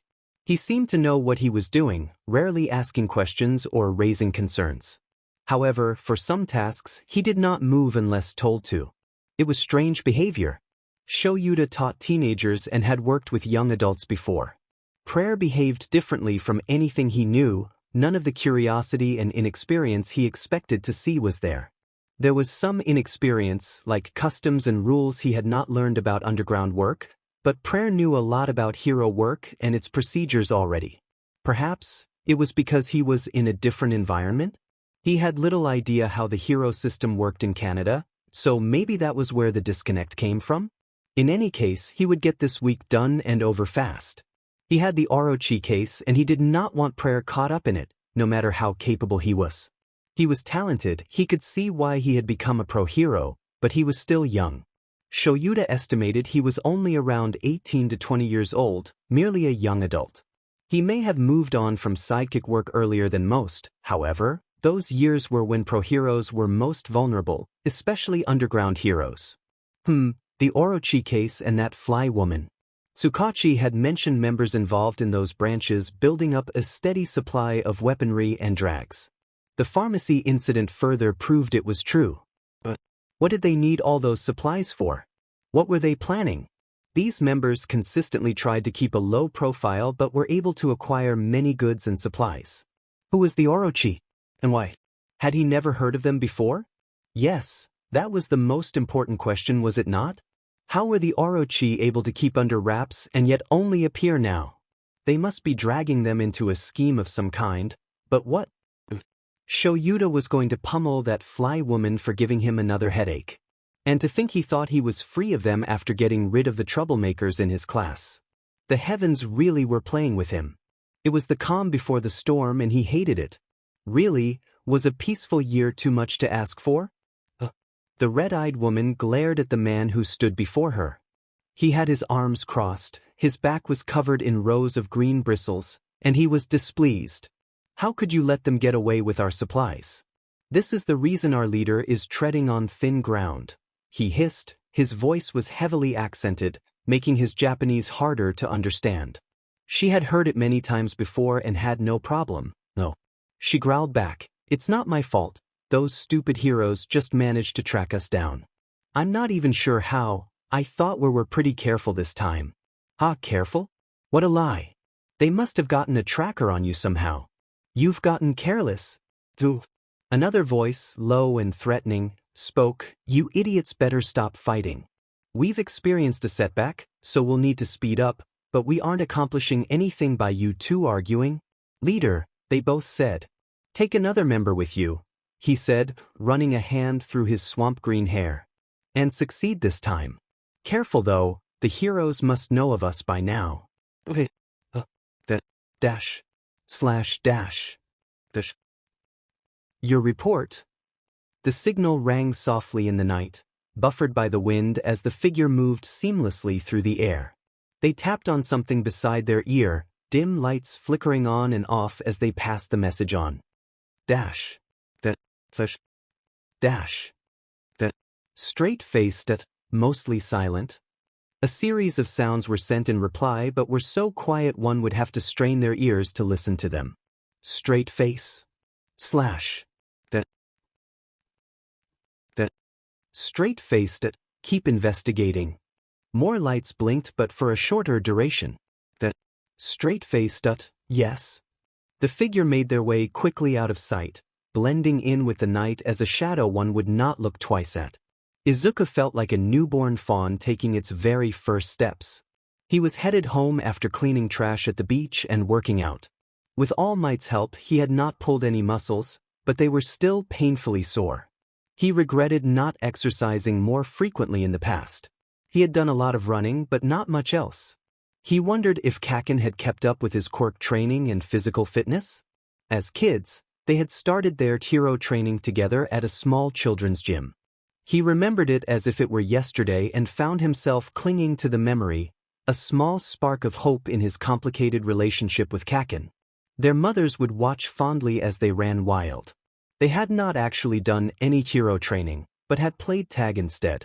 They had brought along their other friends, which made them a group of 4. 3 of them would pretend to be villains, while one would catch them as the hero. After one was caught, the roles switched, leaving the game to run in a loop until their parents broke it up. After he was confirmed to be quirkless, however, the game died out quickly and Izuku stopped going to that gym. Quirkless kids were not allowed there since society deemed them too fragile. Last he heard, Kaken went to a children's gym for supervised quirk usage. Kaken.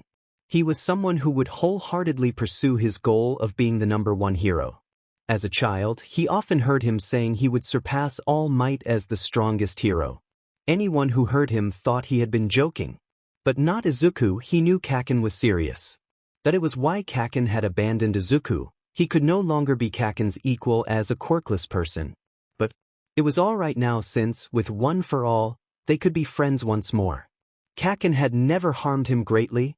Not to the point of needing the hospital. It meant Kaken had some degree of care for him if he took time to reel in the power of his explosive quirk. Or, at least, Izuku hoped that was the case. He could not tell much from the broken shards of their relationship. After their relationship broke apart, Izuku could barely recognize his childhood friend anymore. He longed to rekindle their flame and relish in the warmth of their bond once more. He shook his head. He should stop thinking about this. He should look forward to the future now. The first step was to inherit One for All, the quirk that would be his foundation to becoming a hero. His surroundings were getting dimmer as the sun gradually dipped into the horizon. Izuku gritted his teeth, feeling the strain in his muscles, when he forced himself to speed up his pace. Before One for All, though, he would need to get home to get some much-needed rest. His eyes were constantly darting about, scanning the area for any signs of danger. Quirks were commonplace, so there was always a chance of danger, especially as the day approached night. Out of the corner of his eye, he noticed someone handing out flyers to people who passed by. Something they were saying was driving some people away, but Izuku was too far to make out anything. He was concerned, but not enough to make himself change directions. He continued on his way, ignoring his sore muscles in favor of getting home before dark. When he was nearing his house, he had to step out of the way of a tall woman and her companion, who had chains sprouting out the back of his neck. The chains were animated, so he had to duck and twist his body to avoid getting hit. He could not help being surprised at the man's lack of self-awareness or care with his quirk, but deliberately chose not to comment. Who knows what kind of people those two were? His mother greeted him at the door. "Izuku, you're home. Why don't you go shower before dinner? You look worn out." "All right, Mom," he nodded, slipping into his slippers, grabbing the clothes his mother handed him, and heading off to bathe. After he had showered and eaten, he walked into his room. His homework was easily finished within an hour, so he had some free time before bed. He floated around hero forums and the news channels. Zephyr had not been sighted in Japan at all today, it seemed. Endeavor took care of villains attempting a bank robbery and a few others, though the bank one was the most notable. Hawks was fast as usual, dealing with multiple incidences along his patrol route. Rising stars such as Kamui Woods were garnering attention from the populace. Finally, 12 cases today. Even more than 2 days ago. All Might was still involved in a lot of hero work despite his dwindling time limit and the condition of his body. It worried him, but he knew the world needed its symbol of peace. The powerful figure whose presence could put fear and hope into the hearts of villains and people respectively. Other potential heroes who could take his place were not as beloved or experienced as he was. All Might's injury. And his time limit. What would happen if All Might suddenly left? Who could even take his place? Izuku was worried. Really worried. Could he be the next All Might? As his successor, he would have to be, but he did not know if he could do it. He would have to try his best. He did not want to make All Might second-guess himself, after all. As long as nothing went wrong, he would become the next symbol. Right, as long as nothing goes wrong. Still, he struggled to fall asleep. His shoulders felt much heavier than before. Sheep jumped across an imaginary fence about 100 times before they disappeared. He was surrounded by vultures, crowding around him as if they were watching a spectacle of some sort. Hungry, gleaming eyes eyed his every move and many microphones were shoved under his nose to record his words. "How will you protect the people, hero?" asked one vulture, in fluent Japanese as if it was spoken with human vocal cords. The space around him was a blurry mess of grays and blacks, except for the bloody red glow from the vulture eyes. The only thing he could make out was a bright white object in the distance. A stone slab was placed upright on the grays of what looked to be grass. He could barely make out the words carved into the stone. It said. He shook his head and felt tears running down his face. This was... Another vulture sneered, "How can you be strong if you cry so easily? Yeah, what about the people? How do your tears protect our people? How useless." A new shape made its way through the crowd. Large and noble, a giant lion appeared before him. In great contrast to grays and blacks permeating the scene, the fur of the lion was of a sandy color. The eyes were of the same BLD red as the vulture's, though. It glared at him and he felt his body instinctively shake in response. The lion grew bigger and bigger as he shook, growing to the size of a mountain. The vultures vanished as it touched them. It roared, "Why were you chosen?" The ground fell away underneath him. All the air disappeared from the sky. He was suffocating.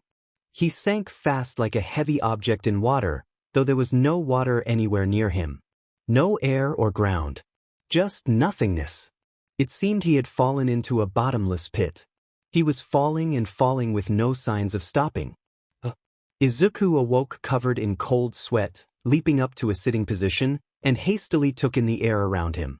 He choked on it and ended up coughing for a while, but he was relieved to be able to breathe. He calmed his breathing, feeling around his drawer for his phone. He checked the time and realized it was past midnight. He could still sleep for a good amount of time then. Except, he was not sure if he felt like sleeping. He had just woken up from a bad dream. What if it returns? Izuku stepped out of bed and walked to the window. He stopped for a moment, before backtracking to his drawer near his bed and rummaging through his things. It was challenging to find things in the dark, but eventually, his hand was enclosed around his flashlight. He adjusted the settings and dimmed the brightness of the light. Having secured his flashlight, he headed to the window again. He switched on the light and unlocked the window. The window was not barred, but it was secured with a few combination locks and a latch requiring a specific angle to open. His mother had brought it over from his father's empty room. His father was a paranoid person, but since he was overseas in America, the locks were left without use. Izuku had figured out the combination a few years back but had kept it a secret from his mother. She would fret over him for days if she realized her son could access the roof outside his window. He hated keeping secrets from her, but he had not wanted to worry her over injuries from Kaken, so he found a hidden space for himself. He pulled himself through the window and onto the rooftop. It was not a slanted roof, nor was it made of tiles, so there was little risk of slipping. He tucked his knees underneath him and laid against the wall. Izuku stared listlessly at everything, taking in minor details and anything interesting the night brought him. The sky at night was absolutely breathtaking, so he found himself watching the skyline. He made observations casually, noting how the lamps cast shadows and the moon was merely a sliver in the grandness of the blue sky. He kept his guard up at first but eventually lowered it. After a long time passed without any signs of danger. It was liberating. He listened to the whistle of the wind at night and the various sounds in the distance. He hung his head down, running circles into the feather he kept on himself at all times. His mind fell into a pleasant stillness and he could feel the ropes of stress gradually unraveling. His thoughts passed and went but never lingered. He briefly ran through his nightmare, but he only remembered the colored lion and then the dreadful feeling of falling. He shivered slightly from the memory. He diverted his attention to concentrating on the soft plume. Izuku thought it was amazing how such soft things could construct something and brave the skies. It was warm from all his prodding and felt rather delicate. He tucked it back underneath his shirt, not wanting to damage it.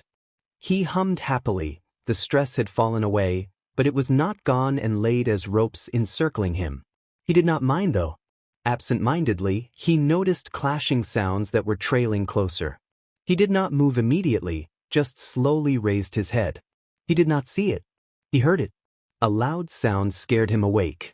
Perhaps he should have moved, but he was frozen in surprise and only slightly shifted his head. His eyes reflected the stone for a brief second. That hit would give him a black eye, he realized. The stone lost some of its momentum as it came close, which changed its trajectory. He could feel the wind pass by next to his cheek. Bam. Nearly. It was a close thing. It would have been worse had he not noticed just in time. Izuku regretted not paying more attention. His hand touched his face reflexively and his fingers came away red. A chain acting as a powerful WHP had struck a building nearby and flung shrapnel and debris around it. A few pieces had come close to Izuku's unit in his apartment building. One had cut his cheek. That was enough to scare him back inside his room. He crawled back in and shut the window, his heart beating wildly in his ear like a frightened rabbit. He shut the latch and his hands fumbled desperately with the locks. Thump, thump, thump, his heart went. Izuku ended up resting his head against the windowsill, his body tilted to the side, as he slowly regulated his breathing. Holy gods! That was really close. Once he calmed down more, he inched away from the window in a frantic crawl. He was not interested in staying near the window any longer. Who knew when the chain would come around again? He pulled out his feather necklace and caressed it to calm his nerves. The chain had to be from a quirk, otherwise it would not have been able to tear through buildings. He did not know from whom, but it did not matter at the moment. Izuku was more concerned with his safety. He resigned himself to a lack of sleep the next day. He stood up and felt around his room for a large container where he kept a lot of miscellaneous things. He unlatched the lid, turned on his flashlight, and spent a few minutes rummaging around. He found some of his old hero drawings, all drawn in colored crayons in scribbled nonsensical lines. He would not be able to tell what they were depicting if his mother had not written each hero's name in the corner. He also found his old stuffed animals, something his mother had stopped buying when he had grown obsessed with heroes. Eventually, he uncovered a pair of binoculars, old and slightly battered but in working condition. Izuku closed the container and sat at the end of his bed, which was not far from the window. He adjusted the settings on his binoculars and looked out the window. It was rather dark, so he could not make much out, but he did see a glint of silver light from the chain pass by in the distance. The silver light from the chain was concentrated in a specific area. Izuku could make out shadows flitting about on rooftops with the dim light of the moon. There was likely a fight between heroes and villains occurring there. He could hear the clash of the chain as it smashed into buildings and other objects. Izuku knew fights were fast-paced and usually settled in less than 10 to 20 minutes or so, with long fights carrying on for less than an hour. However, he was still surprised when the chain user backed out of the fight after only a few minutes and opted to indiscriminately attack the buildings around instead. What had happened during the fight? What had changed? Then he was too scared to think about it anymore as the looming threat of the chains drew nearer. They were about 2 buildings away from his. He stared out the window with wide eyes, his heartbeat rising in panic again. He stepped away, back hitting the wall behind him. Izuku adjusted the zoom to the maximum and then scoured his storage container in search of a set of night vision lenses for the binoculars. As a child, Izuku had always wanted to play with the gadgets owned by his favorite heroes, but the ones sold on the market were all counterfeits. His mother had opted to get a pair of high-quality binoculars and night and infrared vision lenses for it so he could play around with it. It had indeed held his interest for a year or two, but he stopped playing with it eventually. Who knew it would come in handy now? Logically, it was a great tool to bring on his nightly excursions, but his mother had resolutely rejected the idea. She had reminded him of his abysmal attention span as a child for all things except heroes and those he had admired at the time. He had mostly grown out of it, but there was still a high risk of him getting distracted. He replaced the lens with the night vision one and peered through the binoculars. It was as if someone placed a green overlay over everything. It was rather disconcerting to see everything so green, but Izuku ignored the awkwardness. He could see 3 figures running along rooftops. 2 were in pursuit and 1 was escaping, slamming their chains around to cause chaos while they were at it. There was a streak of light green restraining one of the chains. The runner had a second chain they swung around to set the other free. Izuku watched wide-eyed, fixated on the fight. His hand itched to write down details of his observations, but he did not dare to move. He did not want to miss anything. Any thoughts of sleep had completely left his mind at this point. Later, he would regret staying up so late. All Might would drill him on the importance of proper sleep as he would nearly throw up during training. Izuku fully blamed his past self for the poor decision-making. But alas, he would not realize this until only a few hours before the sun rose. The first hour of their last patrol had been filled with troublesome matters, so Shoyuta was tense for this patrol's first hour. Prayer had shown no signs of worry, though. Shoyuta could not tell if that was from confidence, inexperience, or a lack of care. He slightly relaxed his taut nerves after the hour passed without incident. So far, it seemed to be a peaceful night. People tended to relax when things were going well. Newer pro-heroes frequently displayed this trait as well. However, this was at the risk of being unprepared when encountering danger. Shoyuta had always stressed to his students about keeping vigilant until they were absolutely certain there was no danger. If they had even one suspicion of the possibility of danger arising, then they could not drop their guard. He did not tell Prayer since he did not trust him enough. Prayer was not taught by him, and so he needed to closely observe what Prayer knew and did not. Had only taken care of minor problems during the patrol, such as de-escalating a fight. There had also been a thief running away with a sack of jewelry, but it had been easy to clean up. At the moment, Shoyuta could not decide if this was truly a peaceful night or if it was merely the calm before the storm. Let it be known that Shoyuta had bad luck for a pro-hero. It was not a thing commonly addressed, but luck was a major factor in a pro-hero career. He had always had an underlying worry that his bad luck would bite him in the back. He wondered if Prayer's luck was good and if it was canceling out his own luck. They were watching for crime at a high vantage point. A whole 5 minutes of peace passed. Shoyuta squinted in doubt. Was Prayer playing with beads? He had never seen Prayer act his age before. Prayer was a serious individual. He was probably not expressing his boredom. Prayer, what are you doing? He whispered, watching him fiddling with a few clear beads. Prayer did not glance up from his beads and spoke in a steady voice, observing. What?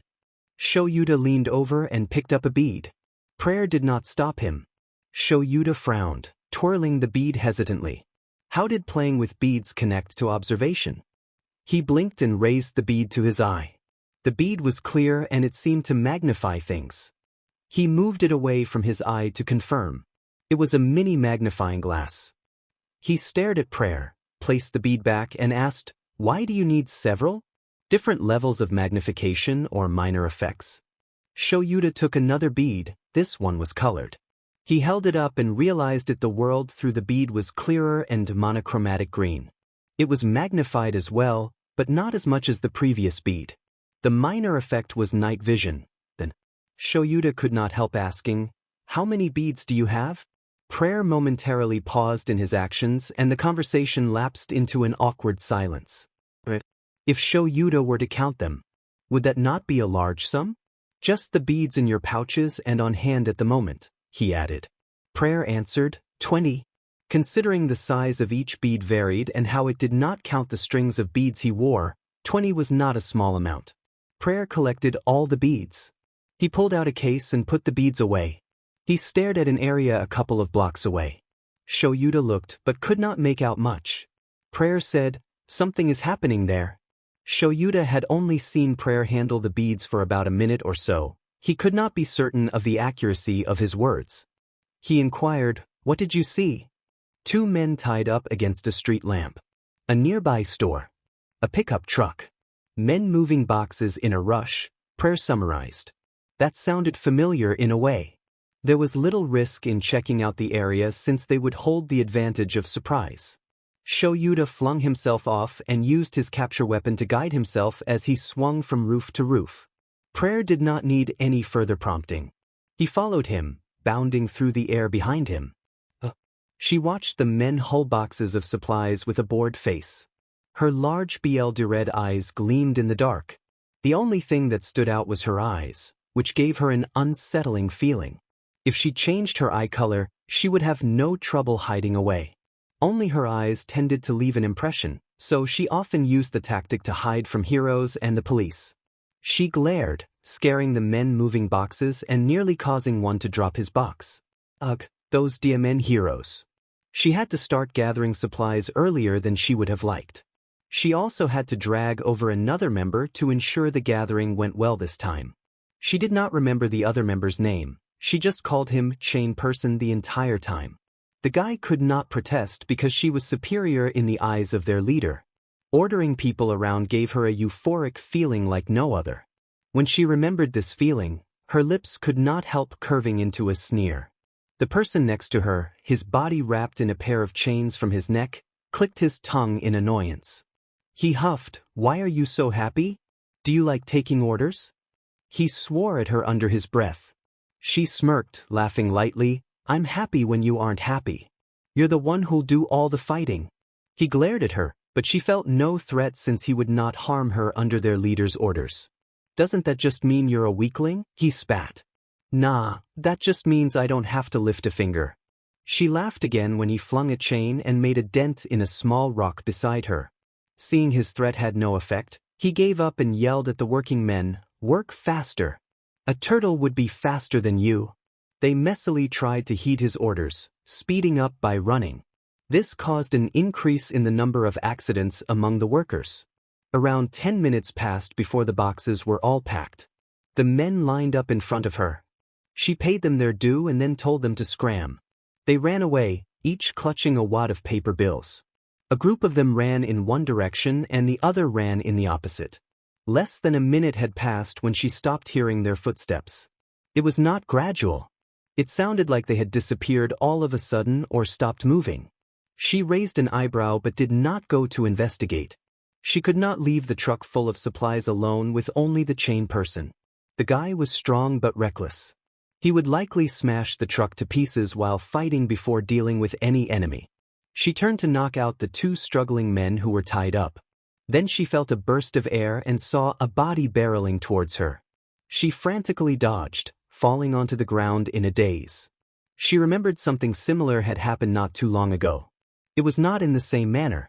What was the same was the surprise that quickly transformed into fear. She swore, feeling truly unlucky for the first time in a while. Her red eyes met another pair of eyes. They were an intense, pale blue and they resembled a gemstone. The pattern of the eye was like shattered ice. The cold gaze made her recall their previous fight. If it could be referred to as one when the guy dominated the battle, backing her into a corner. It was him. She could not help swearing again. Why was he here again? Did he have another tracker on them? No, that could not be. She had checked everything extensively for anything that could even remotely be a tracker. Her reputation had taken a noticeable dip afterwards. No one had told her directly, but their eyes conveyed their thoughts. Kay had gone mad. Somehow, he had found them once more. She yelled to the chain person, "Run." It was wiser to run than to attempt to protect their supplies in the truck. They could take more supplies another time, but not if they were caught. Kay felt spikes of pain stabbing her body as it twisted and shrunk. The transformation was always painful, so she did not like to use it often. She also liked to keep it as a trump card, but the guy had already seen it once, so there was no need. Her clothes were specially made from her DNA and transformed with her body, so she would leave less of a trail. Her leader had to pull a favor for that. Her transformation had not finished yet when she had to stop and dodge another strike from the icy-eyed guy. A few more seconds and she would have been hit. He had aimed for her head, specifically the center of her face. Her fly form would always end up there after the transformation. It was a fixed location. There was no way he had remembered that. The head was just a common target during combat, one of the most vulnerable parts of the human body. Even so, that attack had interrupted her and he would likely proceed to interrupt her transformation again.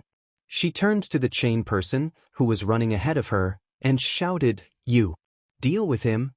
He gritted his teeth, glaring for a moment, and directed his chains to attack. His chains sprouted from his nape, so he could attack while escaping. The chains did not hit.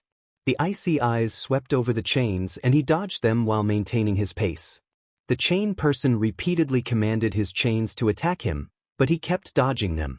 Some of the attacks successfully messed up his running pace, but still, he was not too far from them. It was not ideal. As Kay ran, she tried to think up a plan. There were two of them, but one of him. If they split up, there was no way for him to catch both of them. If it were anyone else except her, then they might be caught, but she was excellent at escaping. He should have taken that into account before fighting. Why did he choose to fight them? She saw a black shadow dashing towards her. It was still rather far, but she did not doubt it could catch up. The hired men had split into two groups and were taken out around the same time. The reason why he had chosen to fight them was clear. The icy-eyed guy had a partner. They had to escape. They were being chased and the icy-eyed guy's partner was heading towards them to intercept. They needed to go left or right. They had to choose before the partner arrived and before they were truly cornered. She knew they had to stay together. They could not lose their advantage in numbers. Rooftops. Left or right, she asked. Left. He wrapped a chain around their bodies and used the other chain to pull them onto the rooftops. The icy-eyed guy should not be able to get up to the roof quickly enough, so they should be able to lengthen the distance between them. Or that should be the case, however. Kay had the sneaking suspicion he had a way to catch up. Perhaps it was her fear speaking, but she still started her transformation once more. She felt pain spread across her whole body as if she had been stabbed one too many times. It was worse than before. She could never transform multiple times in a short PRD since the pain kept increasing with each try. She always needed to have at least an hour break between each transformation. There was no chance of a break when they were being chased, though. Her body shrunk and took the form of a fly. She was a black dot in the sky. Only people with sharp eyes would be able to notice her. She was not able to speak in her fly form, but she had given all the commands she needed to and Chain Person just had to keep them in mind. Kay stayed around the chain person. She felt safe in her fly form. It was unlikely she would be hit, so she was calm. Her vision changed in her fly form. She saw fewer colors and was short-sighted. Her dynamic vision was excellent and her compound eyes allowed her to obtain near 360 degrees vision. She saw the icy-eyed guy run up the side of the building a few seconds after the chain person brought them up. She did not recall any footholds for him to use. So, his quirk gave him the ability to easily bound up walls as if he were on horizontal ground. Luckily, she changed to her fly form while she was carried up on the roof or she would have been caught. The change in height barely posed any problems to the icy-eyed guy at all. The chain person flung a chain at the guy as soon as he neared the rooftop. The icy-eyed guy took the blow. If she were in her human form, she would have a wide grin on her face. Brilliant! That strike should send him flying down. Or at least, it should have. She stared in disbelief. The chain hit something and was deflected. It hit him, but he did not take any visible damage. The icy-eyed guy continued onward as if nothing had happened. The chain person was flustered and struck with another flurry of blows. But it was like the damage was being absorbed or something. The chains were deflected constantly by nothing. Each blow was getting more desperate than the last, and she could tell the chain person was scared. The icy-eyed guy remained unaffected and jumped atop the roof. A flash of gray was wrapped onto the lamppost next to the building. The partner had arrived. The chain person's eyes widened, and he turned and dashed away. The icy eyes snapped to his figure and he followed him. The icy-eyed guy always moved without hesitation and was rarely slowed down by anything. He was persistent in his pursuit, like a predator who would unerringly track and catch his prey. At this moment, the prey was the chain person. She felt a shiver through her body. Should she help him? She did not want the icy-eyed guy to change targets, though. She had escaped her fate of being the prey, but she could be tangled up in it again. Who was she kidding? The chain person was only here because of orders from their leader. She did not care whether he was caught or not. Kay only felt guilty because he was a member of their branch. What if she lost her leader's recognition? Also, desperate people were dangerous. What if he sold them out? She just needed to help him a bit. After that, it was his fault if he could not escape. And if he got caught? Well, she would deal with that too. She flew near the chain person's pockets. He should have kept some of it in there. She felt something and scuttled around its form to figure out the shape. A tube with a long, thin tip, a syringe. She fluttered her wings to make a low buzzing sound. It went on for a little before she finally got his attention. He spoke quietly, "That you're in my pocket?" Her wings buzzed as she answered. She darted around the pocket, moving it slightly. "That pocket holds," he murmured before pausing. His voice was now trembling from excitement and she could hear a slight laugh. "That's right, why didn't I think of that?" Kay would have smiled if she could. She pulled the protective RBB tip off of the syringe and flew out. The chain person took out the syringe, thumbing around the needle, and then injected it into his bloodstream. He had to slow down his running pace to inject it, but he did not care. His eyes were bright with a maniacal gleam. His chains grew longer and the iron became steel. He turned around with glee and attacked with his powered-up chains. "That fool," she laughed silently. Had he forgotten his fear from before already? Really, so simple-minded. She did her part. Now he just had to do his. Shoyuta arrived on the rooftop. Prayer and the chainmen were engaged in combat while they were running. Prayer held out a hand, sensing Shoyuta behind him. He flung his capture weapon to the outstretched hand and pulled himself towards Prayer. When he drew near, Prayer spoke. "The chains are stronger than before." Was he holding back? Shoyuta questioned. Unlikely, he seemed scared. If he was not holding back, then how had he gotten more powerful all of a sudden? Something that could empower someone in an instant. There was one popular drag among crime syndicates and underground villain groups that could achieve that. Trigger? Likely. He injected something in himself. Prayer increased his pace, maintaining his hold on the capture weapon to pull Shoyuta along with him. The chains attacked more viciously, occasionally hitting buildings nearby along the way. Shoyuta prayed for his wallet, cursing the villains and their tendency for collateral damage. Shoyuta reeled his capture weapon back in. Prayer started to attack, weaving around the chains and using them to drag the chainman closer. He attacked the man with kicks aimed towards the legs. The man fell. Prayer used this chance to land another strike, injuring his knee. The man struggled to stand. Eventually, the adrenaline circulating through his body let him jump up and run. He was limping but did not stop running. The chained man realized he was not in control of the fight and disengaged. In an attempt to escape and to distract his two pursuers, the man started to attack the buildings instead. Shoyuta ensnared one of the chains with his capture weapon, but it was quickly freed by the other chain hitting the extended cloth. Shoyuta did not try to capture a chain for nothing. If it worked, then it worked. If it did not, then it was still a signal to Prayer.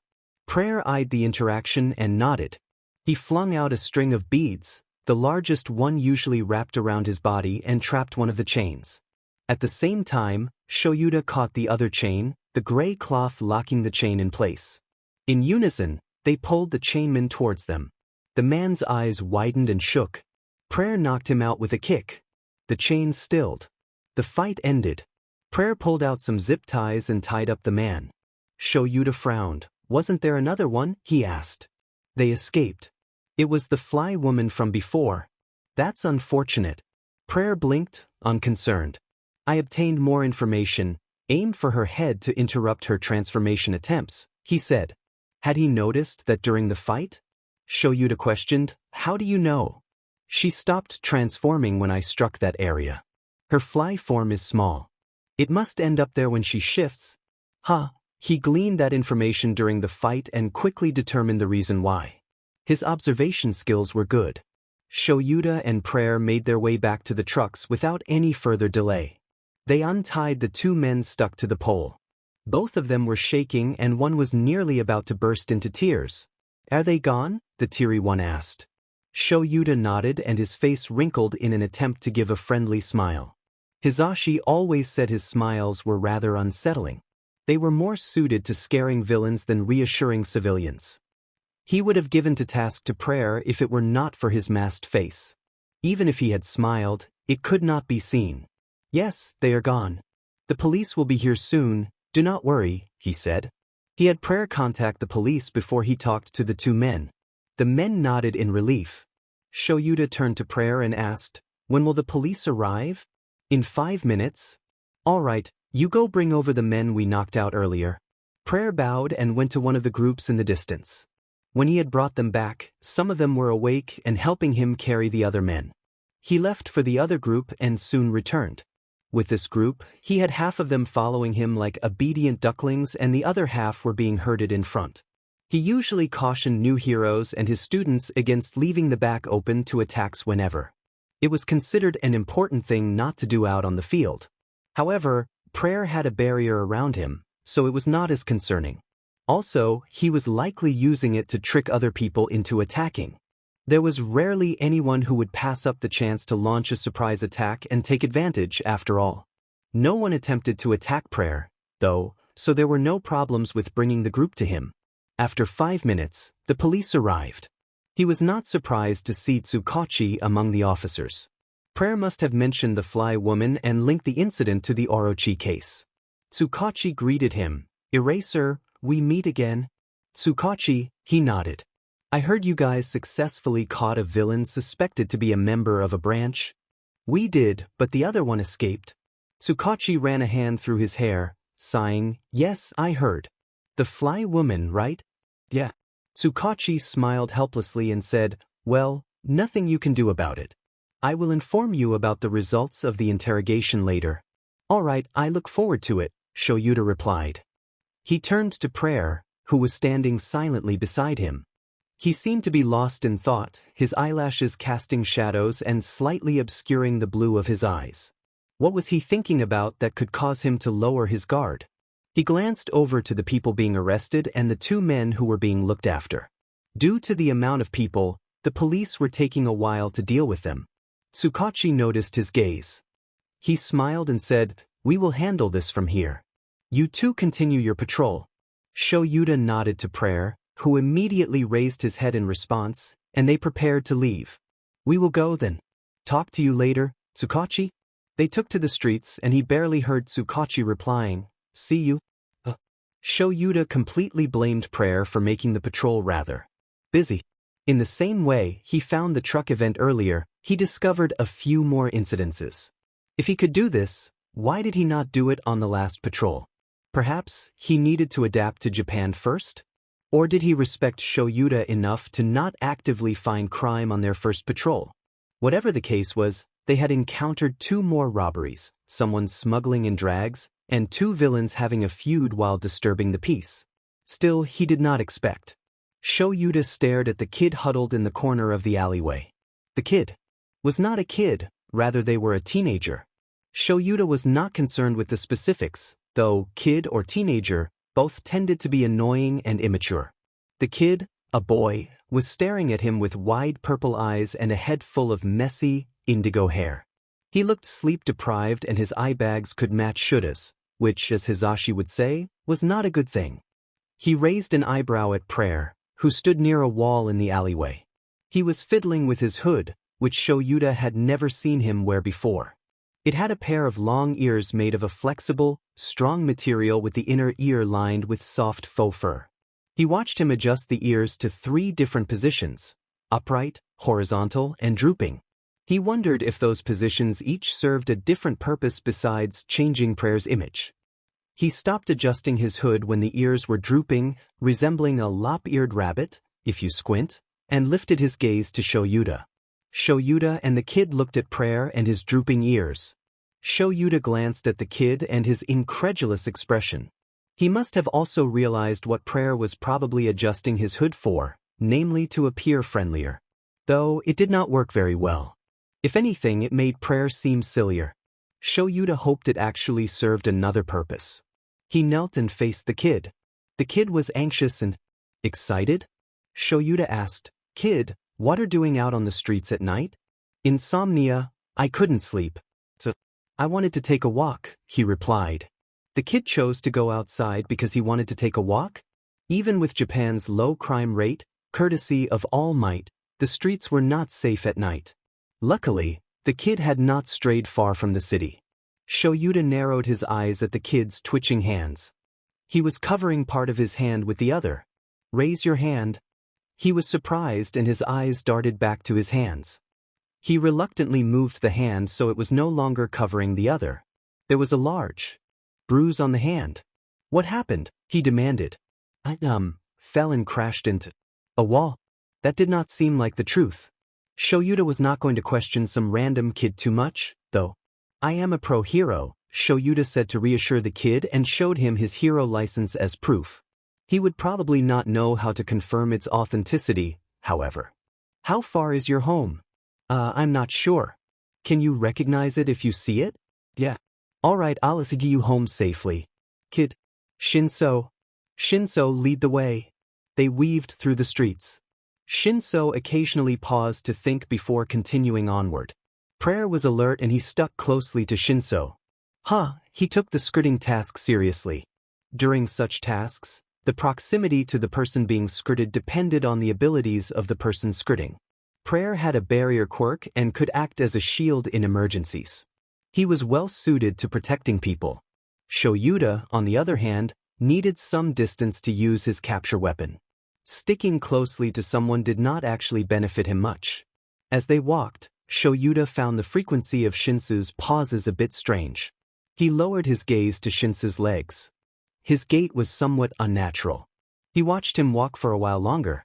Rather than pausing to think, his behavior resembled trying to walk with an injured leg and hiding it. Shoyuta decided to stay quiet since they could not address the problem in public.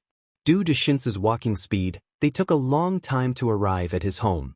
It was a small apartment building. Shoyuta and Prayer saw off Shinso as he stepped to his door. He waved goodbye and bowed before he entered. Was it his imagination, or was Shinsu's fist shaking subtly? He knew Prayer had better eyesight, so he stared at him for a few seconds. Prayer did not show any indication of noticing something unusual. Shoyuta decided to think about his suspicions later, after they rounded a corner and made their way to the rooftops. Prayer immediately started to search for more crime with his beads. How diligent. Shoyuta preferred to stay quiet, but he also usually listened to others speak. He had talkative friends and did not like silence as much as he appeared to. Thus, after about 10 minutes of silence, Shoyuta finally started to talk. He eyed Prayer's hood. He still had not taken it off, but he had adjusted the ears to the horizontal position. There must be some function for the ears, Shoyuta concluded. So he asked Prayer, "What do the ears of the hood do?" Prayer stilled for a few seconds to consider his answer and said, "Different positions have different functions. Upright jackal is based on an owl's hearing. It can assist in honing in on sound sources by stretching or adjusting the ears to make them asymmetrical. Center lamb collects and amplifies sound waves to improve hearing. Drooping rabbit functions as a pair of headphones and dampens sound." He had a long reply, so Shoyuta was reminded of the electronic quality of Prayer's voice and the voice changer. "Why do you have a voice changer?" He hesitated, stopping his actions entirely. There was another moment of silence. Prayer glanced at the beads for a little. He slowly said, "The same reason I wear a mask. To separate my civilian identity from my hero one. It also assists in some tasks I may be involved in as an underground pro." Prayer paused before saying, "And my voice is distinctive, which may hinder me." Distinctive? Prayer did not reply. He stood up, scanning through his beads to confirm once more, and nodded to Shoyuta. "Someone is wielding a blade at another person. May become attempted assault," he said. Shoyuta knew it was an intentional topic change, but he also knew Prayer would not lie about any crimes he had noticed. It was convenient, yes, but it was a genuine reason to stop the conversation. So, Shoyuta complied and followed Prayer. He would just ask another time. Prayer's civilian identity would have to be someone who recently immigrated to Japan. If he wanted a mask and a voice changer to separate his identities, it meant he acted similarly enough to be recognized. Still, what made his voice distinctive? Or was it a lie, and did he have another reason? Prayer has not lied to him before and is only careful with his words. Except Shoyuta has only known him for a few days, so it was possible. They had arrived. He saw someone running and slipping behind a corner of a building. He had a panicked expression, the same kind he saw on many other people. He was clutching his arm, which was stained with blood. This was the victim. The culprit sprinted after him, gripping the knife in his hand tightly. He had a crazed look on his face. He was getting closer and closer. He lifted a hand and pulled on the hood of the man. There was the glint of the blade as it was raised, and then a long shadow descended. A long strip of cloth winded around his body and dragged him back. The blade dropped, hitting the ground with a clang. He struggled against his bindings but could not get free. He glared at the two heroes arriving from the rooftop. He had not seen them. Prayer tied the man's feet and arms with zip ties. Shoyuta reeled his capture weapon back in, relaxing slightly as he felt the cloth settle around his neck. The victim spoke with a shaking voice, "Thank you. I thought I was a goner. That guy was insane. I didn't know what I did to provoke him." What did I do?" Prayer knelt and took out a first aid kit. He was familiar with the process and the man was treated quickly and properly. The first aid kit was put away and Prayer stood up.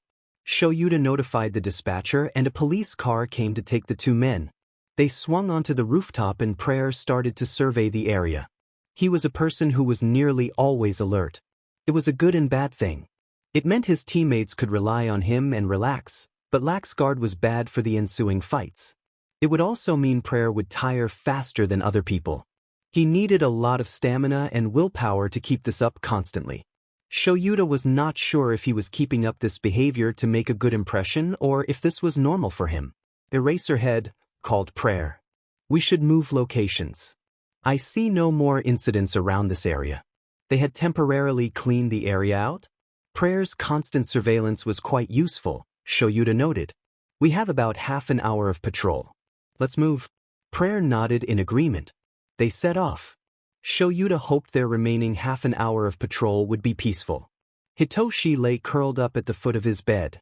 He remembered the two heroes he had met. One of them merely followed along, not doing much at all. He had a pair of striking icy blue eyes. He had also attempted to ease Hitoshi's nerves by trying to mimic a docile rabbit. Air emphasis on the trying. Anyway, he was patrolling with Eraserhead. Was he an intern of his? He was quite short, about 10 centimeters shorter than him. Though Hitoshi was tall for his age. Eraserhead was a hero he admired. There was a secret hero forum for underground pros. They discussed underground heroes, mostly those who had saved or helped them before. Eraserhead had been filmed once in a low-quality video that was taken down shortly after upload. The forum had caught word of it and named him Scarf Man, identifiable by his long scarf and yellow goggles. Later, after piecing together witness accounts, they learned he was called Eraserhead. He could temporarily suppress other quirks, and it was a power he used for good. Hitoshi could not help but compare their circumstances. A quirk that suppressed others would have been deemed a villainous quirk. It was also not an offensive quirk. Eraserhead and Hitoshi were alike in ways and different in others. His quirk had always been called a villainous quirk. As long as he met the prerequisite, he could control other people's actions. A truly horrible power. What was a power that deprived others of their freedom if not a villain's?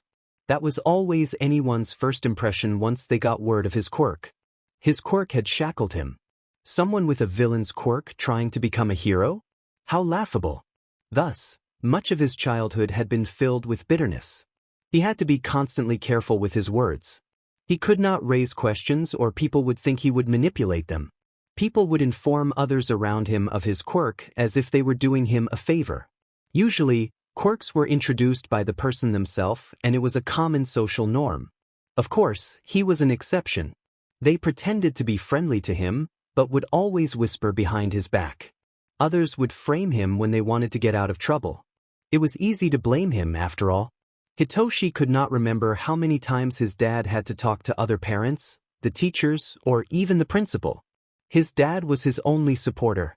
He was a kind person. It was why his mother fell in love with him. His mom had passed away when he was 10 and his dad had started to work more. His dad was a doctor.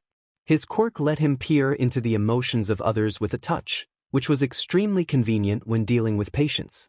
He always came home late and caught up on sleep during the mornings. So, they rarely saw each other despite living in the same house. It was why Hitoshi could slip out at night. Hitoshi had inherited a stronger version of his mom's quirk. Her quirk allowed her to use her words to hypnotize others. It was easy to snap out of and she rarely used it, but people still avoided her. She had cried herself to sleep the night she realized Hitoshi had inherited her quirk. She had been convinced she ruined his life. People ostracized his mom and him for their quirks due to fear, yet they did not realize what harm they did to them. They did not realize that their actions as a society were birthing more villains. They were creating more of the very thing they intended to stop. Ironic, was it not? People were harmed by villains and grew fearful. Then, from their fear, they harm others and turn them into villains. What a wonderful suicide. Whose fault was it? Did that even matter?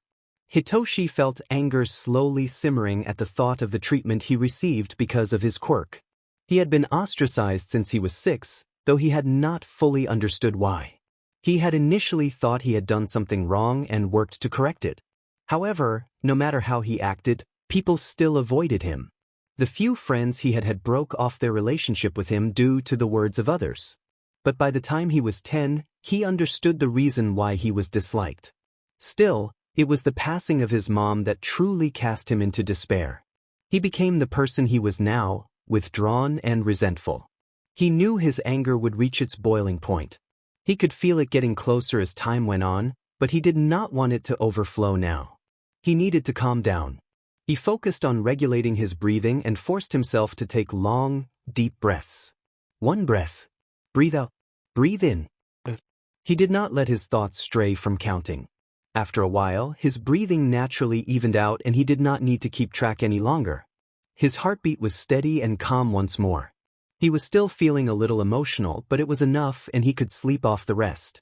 He went to search his bedside cabinet. He always kept some in there, sleeping pills prescribed for insomnia. He used the light from his lamp and measured out the dosage. He grabbed a glass of water and consumed the pills.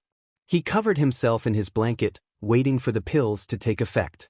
Slowly, he felt himself get drowsy. His thinking was slowing down, but the last thought lingered longer than the others. The CYCL and the origin, it did not matter. He would not be another victim of it. Hitoshi would prove them all wrong. Spite was an effective motivator. He knew that well. Very well. Shoyuta knocked on the door. Prayer and him were waiting to deliver some news they had obtained in their last 5 minutes of patrol. He was conflicted on whether he should feel happy or annoyed about the matter. They had been going to Naru's shopping district and happened to overhear a conversation. A group of people were gathered in a small, worn-down building functioning as a base. The group looked like a gang and the leader wore excessively vibrant clothing. It was extremely conspicuous and he was not sure why no one had warned the man about it. Prayer had located them due to their clothing in the first place. It was not strong to see bright red through broken windows, apparently. In any case, they had been chatting about some group canceling their orders due to extenuating circumstances. The group was the 8th branch. They apparently had a shipment of drags and weapons to hand over to the branch. To avoid being caught, the supplier would ship the goods through a third party. Both the supplier and person receiving the goods would pay for the hiring. The gang was the third party. Their income had been cut off, so they were angry. Anyway, Shoyuta was legally allowed to detain them after hearing their conversation by treating it as a confession. Shoyuta and Prayer cleaned them up quickly and, since their patrol was ending, brought the bodies back with them to the police station. They had not found any supplies, but it had been a quick search so they may have missed something. Prayer had handed them over to the officers, informing them to search the gang's base. Then they went up to see Tsukachi. "Come in," called Tsukachi. He raised his head from his hunched position he took to fill out paperwork. Eraser and Prayer, what are you here for?" he asked while gesturing for them to take a seat. "New information about a branch," Shoyuta said. Tsukachi nodded at him to continue as he rifled through his drawers to grab a notepad. "We arrested a group who was supposed to act as a go-between the 8th branch and their supplier. However, the branch canceled the appointments on short notice." "Why would they suddenly cancel?" "I suspect it has something to do with the arrest of the chain man." "How much information have you extracted from him?" Tsukachi massaged his forehead with an exasperated sigh and said, "It hasn't been long since he was arrested. However, he seems to be extremely stubborn and tight-lipped. He won't say a thing, preferring to mock us instead, so I presume it will be strong to extract information." "Eraser, do you suspect he is a member of the 8th branch?" "I do." "Not only him either. If he is a member of the 8th branch, the fly woman may also be the same." Tsukachi fell into thought, murmuring occasionally. Finally, he met Shuta's eyes and said, "It is possible. The branches are spread out from what we know. They seem to have their own territories and rarely intermingle. So, it makes sense seeing the proximity of this group you arrested and the 2 branch members. We'll need to investigate what the arrest of the chain man will mean for the branch. Though, where should we start investigating from? The branch may be trying to hide their tracks and abandon things," he said, unveiling his train of thought. How did they get word of the arrest so quickly and immediately get their appointments cancelled? Did they not have many appointments, or is it something else?" Shoyuta was quiet as he listened to Tsukachi's ramblings. He wondered if this was a common trait among other detectives. It seemed as if speaking aloud helped Tsukachi organize his thoughts and quickly get others on the same page. Luckily, he did not forget his surroundings as he rambled. "Where is a place they would definitely meet in?" Eraser, didn't you see the 8th branch before?" Tsukachi muttered before posing a question. Shoyuta blinked in confusion. Did Tsukachi mean the fly woman and chain man? It was not certain if they were part of that branch. Tsukachi must mean something else. But what? "When you joined the case, you had relayed to me some information." Shoyuta recalled the group outside the outlaw zone in Kijimi district. The boss of the group had worn a jacket with a snake eating the number. They were also related to the Orochi case. So they were the 8th branch. Lycoris, he murmured. It was obviously borrowed from English or some other language. If his assumption was correct, it was another name for the outlaw zone. What did it mean? Lycoris radiata, the scientific name of the red spider lily, Higanbana. Lycoris is the genus, Prayer explained. Why do you know that? That seemed like an unusual thing to have memorized. Prayer raised his phone in lieu of a response. So he searched it up. The web page was entirely in English. Shuda's brain hurt looking at it. He could only make out basic words using his knowledge of English, which was admittedly quite lacking. Tsukachi scribbled in his notepad. His voice was low and had a tinge of sorrow when he commented, "Red spider lilies, I've seen them at funerals. They're flowers of death. So, they call the outlaw zone Lycoris. The name fits. That place is the home of criminals and villains in our city," Shoyuta said. Tsukachi rubbed at his chin and mused, then Lycoris would be the best place to investigate. People tend to be comfortable at home, so they'll let their guard down. It should also be one of the gathering spots of the branches. Seeing as they have quite the reputation, they would be moderately safe there. Thus, I presume they'll evacuate there if they ever have to. We can confirm if they plan to move locations or something else. Sneaking into the outlaw zone is extremely dangerous. Not many criminals and villains like to spend too much time around there, much less law enforcement. And if we have to maintain a disguise and identity. It'll be troublesome, Shoyuta complained, frowning. Then we'll see what we can do. I have to arrange for an investigation team. I'll look around for suitable personnel to bring onto the Orochi case in Mizudafu, Tsukachi said, pulling out a notebook decorated with bookmarks and sticky notes to pore over his contacts. He glanced at Prayer and sighed. Unfortunately, we cannot let Prayer onto the case since he is still in his trial PRD. How many more days does he have? 5.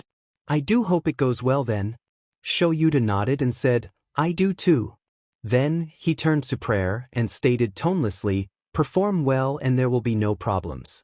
You are dismissed. Prayer bowed in reply and walked out, steps light and graceful.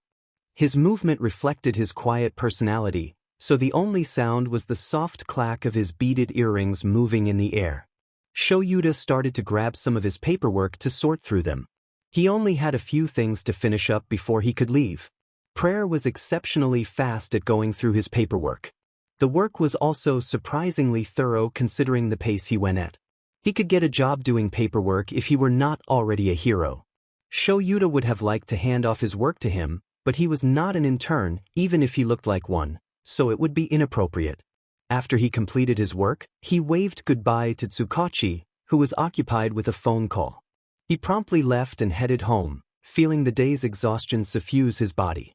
He hoped this patrol would not become a pattern. What were the chances he would encounter the branches or the fly woman again? Ever since he joined the Orochi case, he encountered the branch members more often. Whether it was a good or bad thing remained to be seen, but Shoyuta knew he had become entangled in the matter. Its impact was uncertain, but he had a gut feeling. It would make a splash in the underground one way or another. Beams of light spilled into the room, creating a serene scene. The curtains were pulled closed and blocked some of the sun rays. Only parts of the room met the light, which brought a sense of gentleness and calm to the room. It had all the beauty of the morning, which was rarely appreciated by the residents of the city rushing to work. Unfortunately, Izuku had no time to experience the morning in its entirety as the blaring sound of his alarm woke him up. He was half asleep, eyes blinking blearily as he rolled to turn off his alarm. He swiped his hand and missed, promptly falling to the floor instead. There was a loud thump. Shortly after, his mother arrived out of concern. "Izuku, are you all right?" exclaimed his mother as she unwrapped the blanket around him. She hurriedly checked him for any sign of injury and sighed in relief when there was none. "Oh, you look tired. Did you not get enough sleep?" His voice was raspy from sleep and his response was quiet. He swallowed to moisten his throat and mumbled, "Had a nightmare." She attempted to tidy his messy curls, carefully detangling knots as she went. She murmured, "Would you like to catch up on sleep? You'll be running a little late, though." His sleep-addled brain finally started to clear up. Izuku normally set 3 alarms and each had a different ringtone. The ringtone from his alarm before was the loudest and was the one to prevent him from being late. He usually got up at the first or second alarm. This was the 3rd alarm. Izuku was going to be late. He extracted himself from the blanket and deposited it on the bed. He tidied his blanket out of habit. He walked past his mother, who had turned to follow him, and replied, "I'll be fine. Let's go eat, mum." His brain was churning and he had a slight headache. He hoped his sleep cycle had not been messed with too much. How much impact did one night of little sleep have? He was not sure. The food had already been set up. He had received a nutritional menu from All Might, which he had brought up with his mother immediately. He had made an excuse about wanting to treat his body better. She was delighted to prepare the healthy meals for him. She had asked if he made the menu and he offhandedly mentioned his friend had given him it. She was overjoyed he had a friend, so she had sent a barrage of questions. He had answered them vaguely, but she overlooked any suspicious behavior from her utter happiness. Anyway, he had some rice, a bowl of salad, and a fish dish.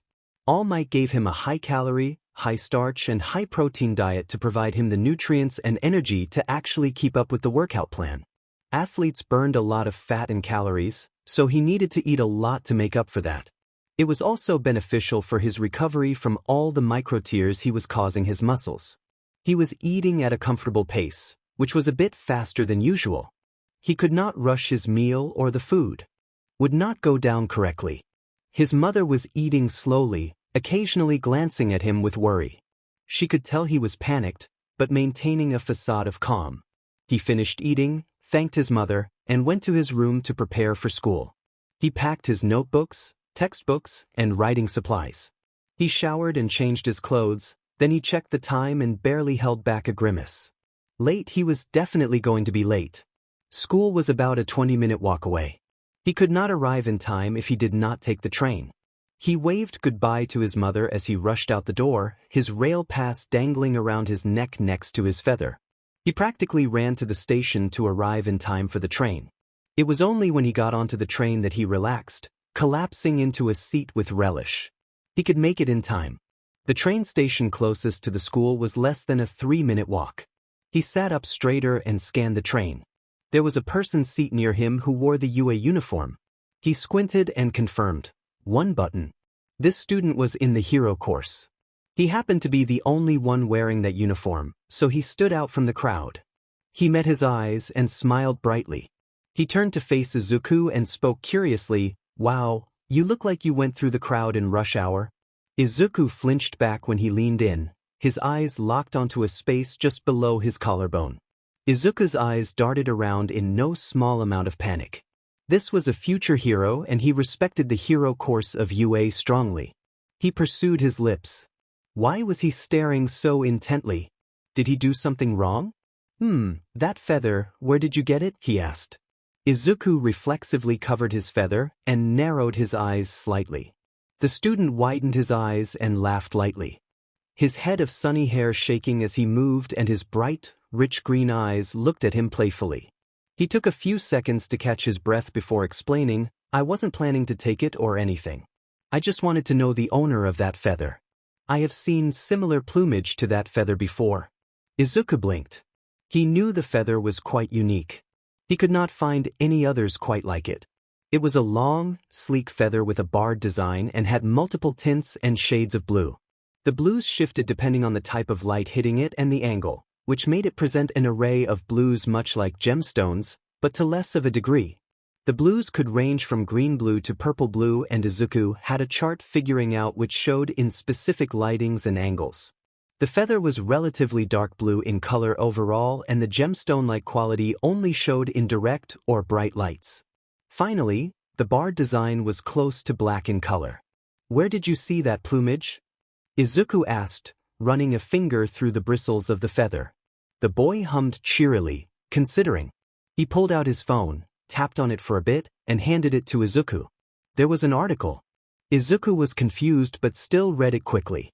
UA's foreign exchange student program worldwide, enrolling a hero intern from the Atlas Hero Agency. Written by Douglas Ichikawa of Japan News. April 19, 22XX. Atlas Hero Agency has officially confirmed that one of their hero interns was enrolled in UA High School. They were put into 1B. This hero intern, known as Asori, is an intern under the Sky Rise Tower division of the Atlas Hero Agency, owned by Zephyr. We've contacted UA High School's principal about further details about Asori. He replied, Asori is adapting well to UA, their skills are promising and innovative. Asori will likely be one of the top students in their year. I suspect their growth is tied to the training they've received from the other heroes in Atlas, so I hope our students can take from Asori and apply it to themselves. What kind of surprises will Asori present during the U.A Sports Festival? Japangan News. There was an image of a boy with a radiant smile. He was outside the entrance gate of UA High School. He had a head of short, sunny blonde hair and curved, bright green eyes. He glanced at the boy and at the image. Their facial features were identical. You're Asori? He gasped. Yeah. Asori is my hero name, he grinned. He took his phone back and gestured to the feather. I can see you've already figured it out. I've met Zephyr multiple times in person. I think I might be his only intern. He doesn't take interns too often. Probably because his patrols span worldwide. No one else can really keep up, Izuku interjected without thinking. He realized he had interrupted and apologized, his hands flailing in the air nervously. It's fine, Asori laughed. I can't really keep up either. I don't know why he decided to take me as his intern, actually. But it doesn't matter, he helped me out of a tough spot and I owe him. Anyway, I'm fairly certain the feather you have is one of Zephyr's. Izuku smiled and confirmed, it is. He could not believe he had met the sole intern of Zephyr. He could barely contain his excitement. It was the best chance to learn more about Zephyr. But why was he enrolled in UA? He already had an internship, so he must have been going to a hero school. My internship is a bit of a special case. I trained during my breaks as I could only transfer to a hero school after grade. He sponsored me since I was 13, so it's been around 2 years, Asori explained while absent-mindedly playing with a lock of hair. Izuku was surprised with Asori answering, but knew he must have accidentally spoken his thoughts out loud. He really needed to fix that habit. An early internship? Yeah, it was like I had multiple teachers. It was probably because I was Zephyr's intern, but my past let me move throughout many parts of the agency. I've never heard Zephyr speak though. He mainly communicated by typing, by writing, or by sign language. So, most of the time, I was not taught by him. I see. What's your name? Unless you want to be called Asori? Don't call me Asori loudly in public. I only took the longer route to UA because I wanted to avoid reporters. Some actually sneak in amongst the students taking the standard routes. He shook his head and complained. He leaned in, whispering, I'm Hinata Hikaru, nice to meet you. My name's Izuku Midoriya. No Midoriya Izuku. Izuku burned red with embarrassment. He had flipped his name accidentally. He hoped he made a good enough impression for that to slide. He wanted to become friends with Hinata. Not only because he wanted to find out more about Zephyr, but mainly since Hinata was a genuinely good person. He would not be quirkless anymore with One for All, so Hinata probably would not quit being his friend. Hinata pulled away and laughed. His body seemed to glow slightly and the surroundings became lighter in color. He was shaking from laughter, so he took a while to recover. Once he did, the lights dimmed and disappeared as if they were never there. Izuku blinked. Was that an illusion? A quirk? His fingers were itching to write it all down in his notebook. Before he could even take out the paper, the train intercom buzzed in an electronic voice. Next stop is Tatooine Station. Tatooine Station, doors open to the left. Izuku stood up, glancing at his new talkative acquaintance as he swallowed what he wanted to say. This is my stop, he said. Hinata dropped his bag and pulled out a sheet of paper. He ripped it and wrote on the small piece. He handed it to Izuku, his mouth somehow moving faster than all his talking before. Please contact me with this. I would like to talk to you more. We did seem to get along without a hitch, so I hope to be good friends. Izuku placed the paper in his pocket and nodded. I also would like to be your friend, he replied. He quickly left the station, cradling the paper with a hand. He was overjoyed from meeting a new friend, but had no time to fully appreciate it as he was sprinting to school. He did not want to be late. He would get punished if he did, and it was worse than the other students because he was quirkless. He hoped his new friend would not think of him any differently if he found out he was quirkless, but Izuku knew it was merely wishful thinking. In a world of all kinds of powers, a powerless person was at the bottom rung of the hierarchy. He had waded through that turbulent sea and finally caught onto a lifeline. Izuku was going to protect that lifeline as best he could. Even if he had to lie. Path of a Gentle Breeze. Chapter 6, Kindling 4. Hitoshi laid curled up at the foot of his bed. He remembered the two heroes he had met. One of them merely followed along, not doing much at all. He had a pair of striking icy blue eyes. He had also attempted to ease Hitoshi's nerves by trying to mimic a docile rabbit. Emphasis on the trying. Anyway, he was patrolling with Eraserhead. Was he an intern of his? He was quite short, about 10 centimeters shorter than him. Though Hitoshi was tall for his age. Eraserhead was a hero he admired.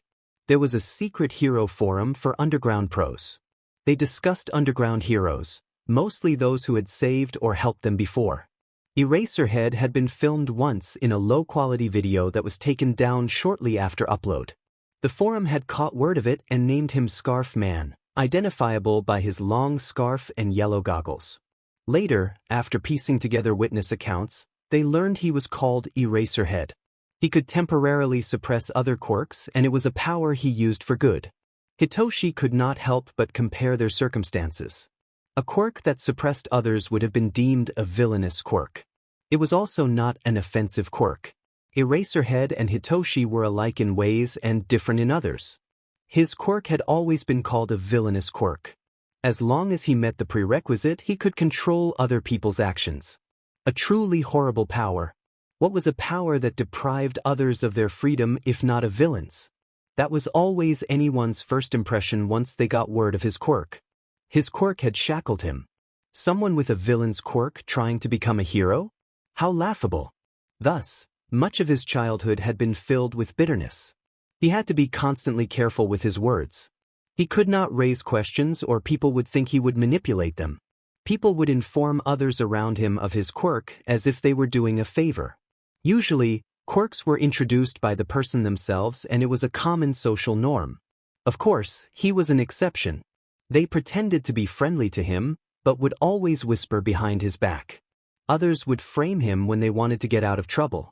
It was easy to blame him, after all. Hitoshi could not remember how many times his dad had to talk to other parents, the teachers, or even the principal. His dad was his only supporter. He was a kind person. It was why his mother fell in love with him. His mom had passed away when he was 10 and his dad had started to work more.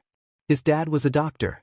His quirk let him peer into the emotions of others with a touch, which was extremely convenient when dealing with patients. He always came home late and caught up on sleep during the mornings. So, they rarely saw each other despite living in the same house. It was why Hitoshi could slip out at night. Hitoshi had inherited a stronger version of his mom's quirk. Her quirk allowed her to use her words to hypnotize others. It was easy to snap out of and she rarely used it, but people still avoided her. She had cried herself to sleep the night she realized Hitoshi had inherited her quirk. She had been convinced she ruined his life. People ostracized his mom and him for their quirks due to fear, yet they did not realize what harm they did to them. They did not realize that their actions as a society were birthing more villains. They were creating more of the very thing they intended to stop. Ironic, was it not? People were harmed by villains and grew fearful. Then, from their fear, they harm others and turn them into villains. What a wonderful suicidio. Whose fault was it? Did that even matter? Hitoshi felt anger slowly simmering at the thought of the treatment he received because of his quirk. He had been ostracized since he was 6, though he had not fully understood why. He had initially thought he had done something wrong and worked to correct it. However, no matter how he acted, people still avoided him. The few friends he had broke off their relationship with him due to the words of others. But the time he was 10, he understood the reason why he was disliked. Still, it was the passing of his mom that truly cast him into despair. He became the person who he was now, withdrawn and resentful. He knew his anger would reach its boiling point. He could feel it getting closer as time went on, but he did not want it to overflow now. He needed to calm down. He focused on regulating his breathing and forced himself to take long, deep breaths.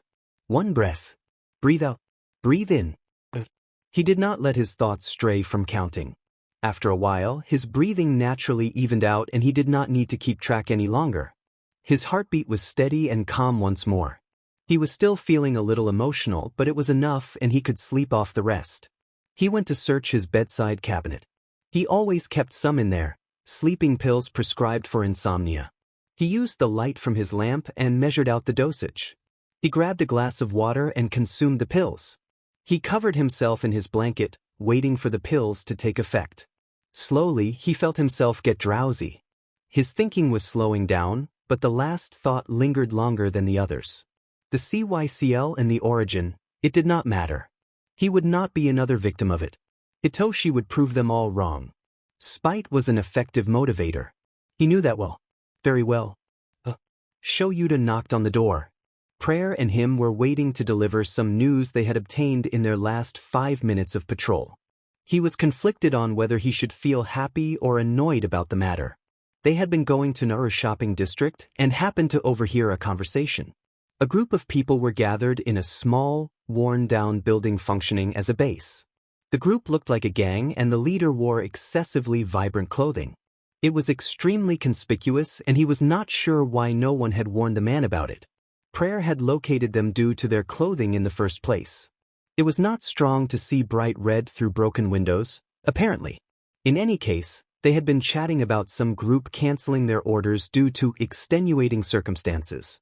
The group was the 8th branch. They apparently had a shipment of drags and weapons to hand over to the branch. To avoid being caught, the supplier would ship the goods through a third party. Both the supplier and person receiving the goods would pay for the hiring. The gang was the third party. Their income had been cut off, so they were angry. Anyway, Shoyuta was legally allowed to detain them after hearing their conversation by treating it as a confession. Shoyuta and Prayer cleaned them up quickly and, since their patrol was ending, brought the bodies back with them to the police station. They had not found any supplies, but it had been a quick search, so they may have missed something. Prayer had handed them over to the officers, informing them to search the gang's base. Then they went up to see Tsukachi. "Come in," called Tsukachi.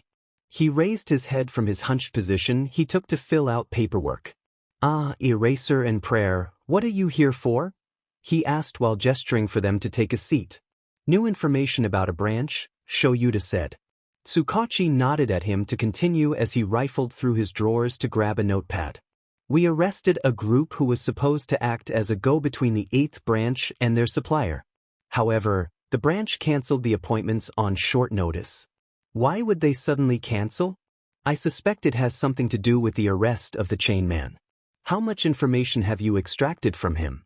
Tsukachi massaged his forehead with an exasperated sigh and said, "It hasn't been long since he was arrested. However, he seems to be extremely stubborn and tight-lipped. He won't say a thing, preferring to mock us instead, so I presume it will be strong to extract information." "Eraser, do you suspect he is a member of the 8th branch?" "I do. Not only him either. If he is a member of the 8th branch, the fly woman may also be the same." Tsukachi fell into thought, murmuring occasionally. Finally, he met Shuta's eyes and said, "It is possible. The branches are spread out from what we know. They seem to have their own territories and rarely intermingle. So, it makes sense seeing the proximity of this group you arrested and the 2 branch members. We'll need to investigate what the arrest of the chain man will mean for the branch. Though, where should we start investigating from? The branch may be trying to hide their tracks and abandon things," he said, unveiling his train of thought. How did they get word of the arrest so quickly and immediately get their appointments cancelled? Did they not have many appointments, or is it something else?" Shoyuta was quiet as he listened to Tsukachi's ramblings. He wondered if this was a common trait among other detectives. It seemed as if speaking aloud helped Tsukachi organize his thoughts and quickly get others on the same page. Luckily, he did not forget his surroundings as he rambled. "Where is a place they would definitely meet in?" Eraser, didn't you see the 8th branch before?" Tsukachi muttered before posing a question. Shoyuta blinked in confusion. Did Tsukachi mean the fly woman and chain man? It was not certain if they were part of that branch. Tsukachi must mean something else. But what? When you joined the case, you had relayed to me some information. Shoyuta recalled the group outside the outlaw zone in Kijimi district. The boss of the group had worn a jacket with a snake eating the number. They were also related to the Orochi case. So they were the 8th branch. Lycoris, he murmured. It was obviously borrowed from English or some other language. If his assumption was correct, it was another name for the outlaw zone. What did it mean? Lycoris radiata, the scientific name of the red spider lily, Higanbana. Lycoris is the genus, Prayer explained. Why do you know that? That seemed like an unusual thing to have memorized. Prayer raised his phone in lieu of a response. So he searched it up. The web page was entirely in English.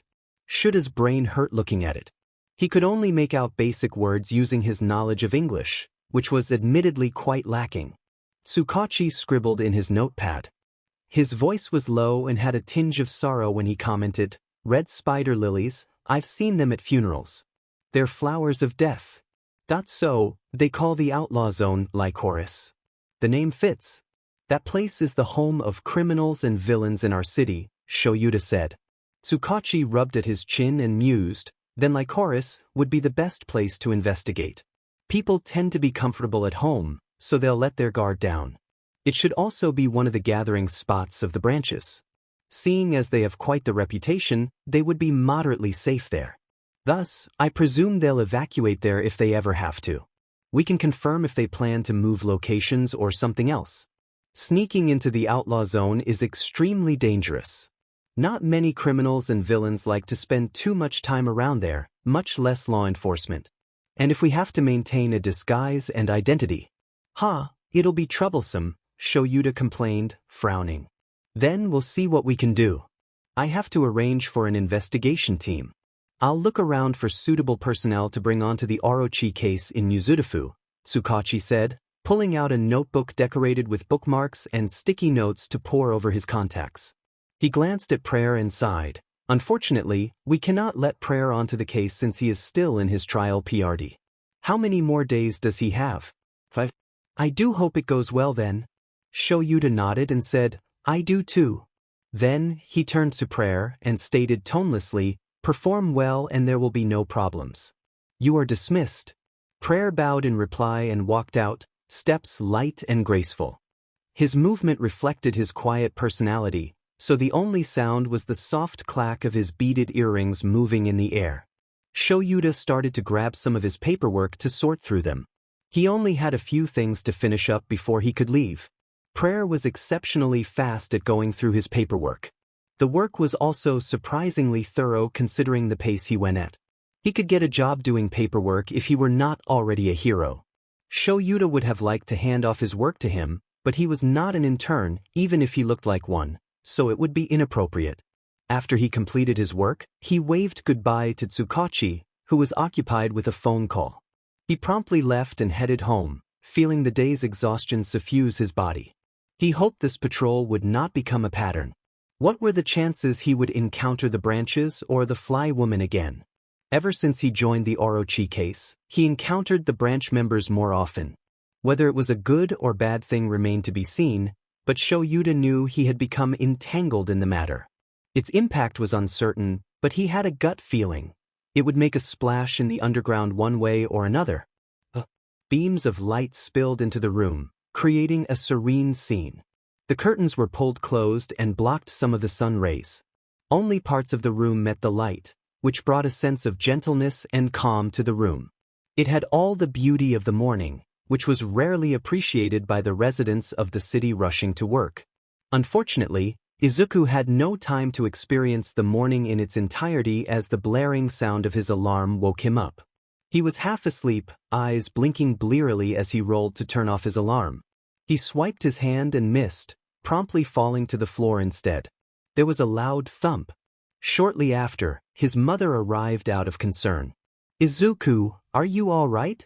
exclaimed his mother as she unwrapped the blanket around him. She hurriedly checked him for any sign of injury and sighed in relief when there was none. "Oh, you look tired. Did you not get enough sleep?" His voice was raspy from sleep and his response was quiet. He swallowed to moisten his throat and mumbled, "Had a nightmare." She attempted to tidy his messy curls, carefully detangling knots as she went. She murmured, "Would you like to catch up on sleep? You'll be running a little late, though." His sleep-addled brain finally started to clear up. Izuku normally set 3 alarms and each had a different ringtone. The ringtone from his alarm before was the loudest and was the one to prevent him from being late. He usually got up at the first or second alarm. This was the third alarm. Izuku was going to be late. He extracted himself from the blanket and deposited it on the bed. He tidied his blanket out of habit. He walked past his mother, who had turned to follow him, and replied, "I'll be fine. Let's go eat, Mum." His brain was churning and he had a slight headache. He hoped his sleep cycle had not been messed with too much. How much impact did one night of little sleep have? He was not sure. The food had already been set up. He had received a nutritional menu from All Might, which he had brought up with his mother immediately. He had made an excuse about wanting to treat his body better. She was delighted to prepare the healthy meals for him. She had asked if he made the menu and he offhandedly mentioned his friend had given him it. She was overjoyed he had a friend, so she had sent a barrage of questions. He had answered them vaguely, but she overlooked any suspicious behavior from her utter happiness. Anyway, he had some rice, a bowl of salad, and a fish dish. All Might gave him a high-calorie, high-starch, and high-protein diet to provide him the nutrients and energy to actually keep up with the workout plan. Athletes burned a lot of fat and calories, so he needed to eat a lot to make up for that. It was also beneficial for his recovery from all the micro-tears he was causing his muscles. He was eating at a comfortable pace, which was a bit faster than usual. He could not rush his meal or the food would not go down correctly. His mother was eating slowly, occasionally glancing at him with worry. She could tell he was panicked, but maintaining a facade of calm. He finished eating, thanked his mother, and went to his room to prepare for school. He packed his notebooks, textbooks, and writing supplies. He showered and changed his clothes, then he checked the time and barely held back a grimace. Late, he was definitely going to be late. School was about a 20-minute walk away. He could not arrive in time if he did not take the train. He waved goodbye to his mother as he rushed out the door, his rail pass dangling around his neck next to his feather. He practically ran to the station to arrive in time for the train. It was only when he got onto the train that he relaxed, collapsing into a seat with relish. He could make it in time. The train station closest to the school was less than a 3-minute walk. He sat up straighter and scanned the train. There was a person's seat near him who wore the UA uniform. He squinted and confirmed. 1 button. This student was in the hero course. He happened to be the only one wearing that uniform, so he stood out from the crowd. He met his eyes and smiled brightly. He turned to face Izuku and spoke curiously, "Wow, you look like you went through the crowd in rush hour." Izuku flinched back when he leaned in, his eyes locked onto a space just below his collarbone. Izuku's eyes darted around in no small amount of panic. This was a future hero and he respected the hero course of UA strongly. He pursued his lips. Why was he staring so intently? Did he do something wrong? That feather, where did you get it? He asked. Izuku reflexively covered his feather and narrowed his eyes slightly. The student widened his eyes and laughed lightly. His head of sunny hair shaking as he moved and his bright, rich green eyes looked at him playfully. He took a few seconds to catch his breath before explaining, "I wasn't planning to take it or anything. I just wanted to know the owner of that feather. I have seen similar plumage to that feather before." Izuku blinked. He knew the feather was quite unique. He could not find any others quite like it. It was a long, sleek feather with a barred design and had multiple tints and shades of blue. The blues shifted depending on the type of light hitting it and the angle, which made it present an array of blues much like gemstones, but to less of a degree.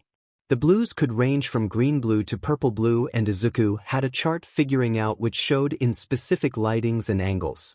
The feather was relatively dark blue in color overall, and the gemstone-like quality only showed in direct or bright lights. Finally, the barred design was close to black in color. "Where did you see that plumage?" Izuku asked, running a finger through the bristles of the feather. The boy hummed cheerily, considering. He pulled out his phone, tapped on it for a bit, and handed it to Izuku. There was an article. Izuku was confused but still read it quickly. UA's foreign exchange student program worldwide, enrolling a hero intern from the Atlas Hero Agency. Written by Douglas Ichikawa of Japan News. April 19, 22XX. Atlas Hero Agency has officially confirmed that one of their hero interns was enrolled in UA High School. They were put into 1B. This hero intern, known as Asori, is an intern under the Sky Rise Tower division of the Atlas Hero Agency, owned by Zephyr. We've contacted UA High School's principal about further details about Asori. He replied, Asori is adapting well to UA, their skills are promising and innovative. Asori will likely be one of the top students in their year. I suspect their growth is tied to the training they've received from the other heroes in Atlas, so I hope our students can take from Asori and apply it to themselves. What kind of surprises will Asori present during the U.A Sports Festival? Japan News. There was an image of a boy with a radiant smile. He was outside the entrance gate of UA High School. He had a head of short, sunny blonde hair and curved, bright green eyes. He glanced at the boy and at the image. Their facial features were identical. You're Asori? He gasped. Yeah. Asori is my hero name, he grinned. He took his phone back and gestured to the feather. I can see you've already figured it out. I've met Zephyr multiple times in person. I think I might be his only intern. He doesn't take interns too often. Probably because his patrols span worldwide. No one else can really keep up, Izuku interjected without thinking. He realized he had interrupted and apologized, his hands flailing in the air nervously. It's fine, Asori laughed. I can't really keep up either. I don't know why he decided to take me as his intern, actually. But it doesn't matter, he helped me out of a tough spot and I owe him. Anyway, I'm fairly certain the feather you have is one of Zephyr's. Izuku smiled and confirmed, it is. He could not believe he had met the sole intern of Zephyr.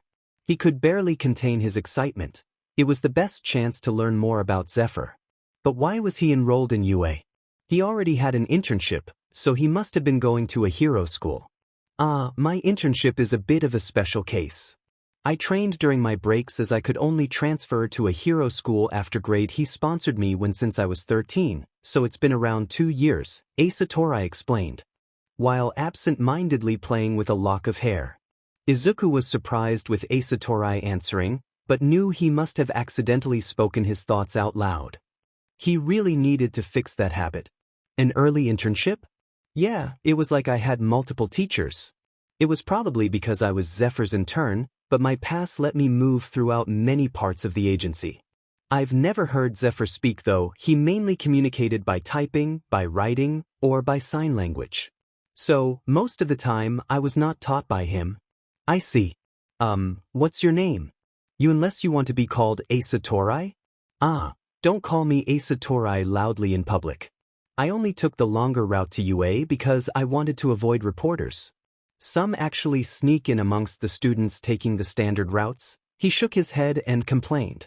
He leaned in, whispering, I'm Hinata Hikaru, nice to meet you. My name's Izuku Midoriya.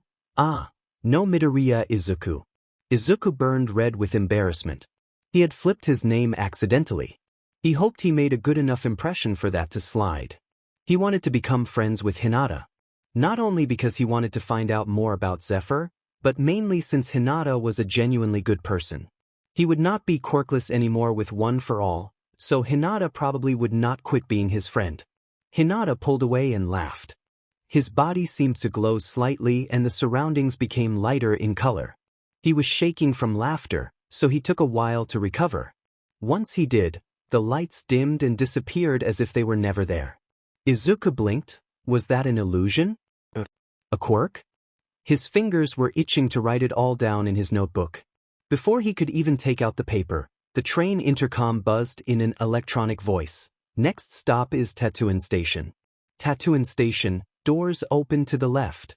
Izuku stood up, glancing at his new talkative acquaintance as he swallowed what he wanted to say. This is my stop, he said. Hinata dropped his bag and pulled out a sheet of paper.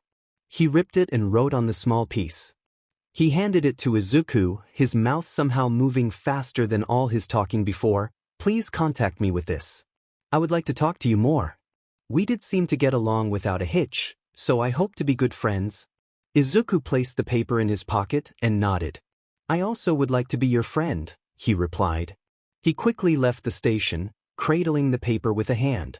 He was overjoyed from meeting a new friend, but had no time to fully appreciate it as he was sprinting to school. He did not want to be late. He would get punished if he did, and it was worse than the other students because he was quirkless. He hoped his new friend would not think of him any differently if he found out he was quirkless, but Izuku knew it was merely wishful thinking. In a world of all kinds of powers, a powerless person was at the bottom rung of the hierarchy. He had waded through that turbulent sea and finally caught onto a lifeline. Izuku was going to protect that lifeline as best he could. Even if he had to lie.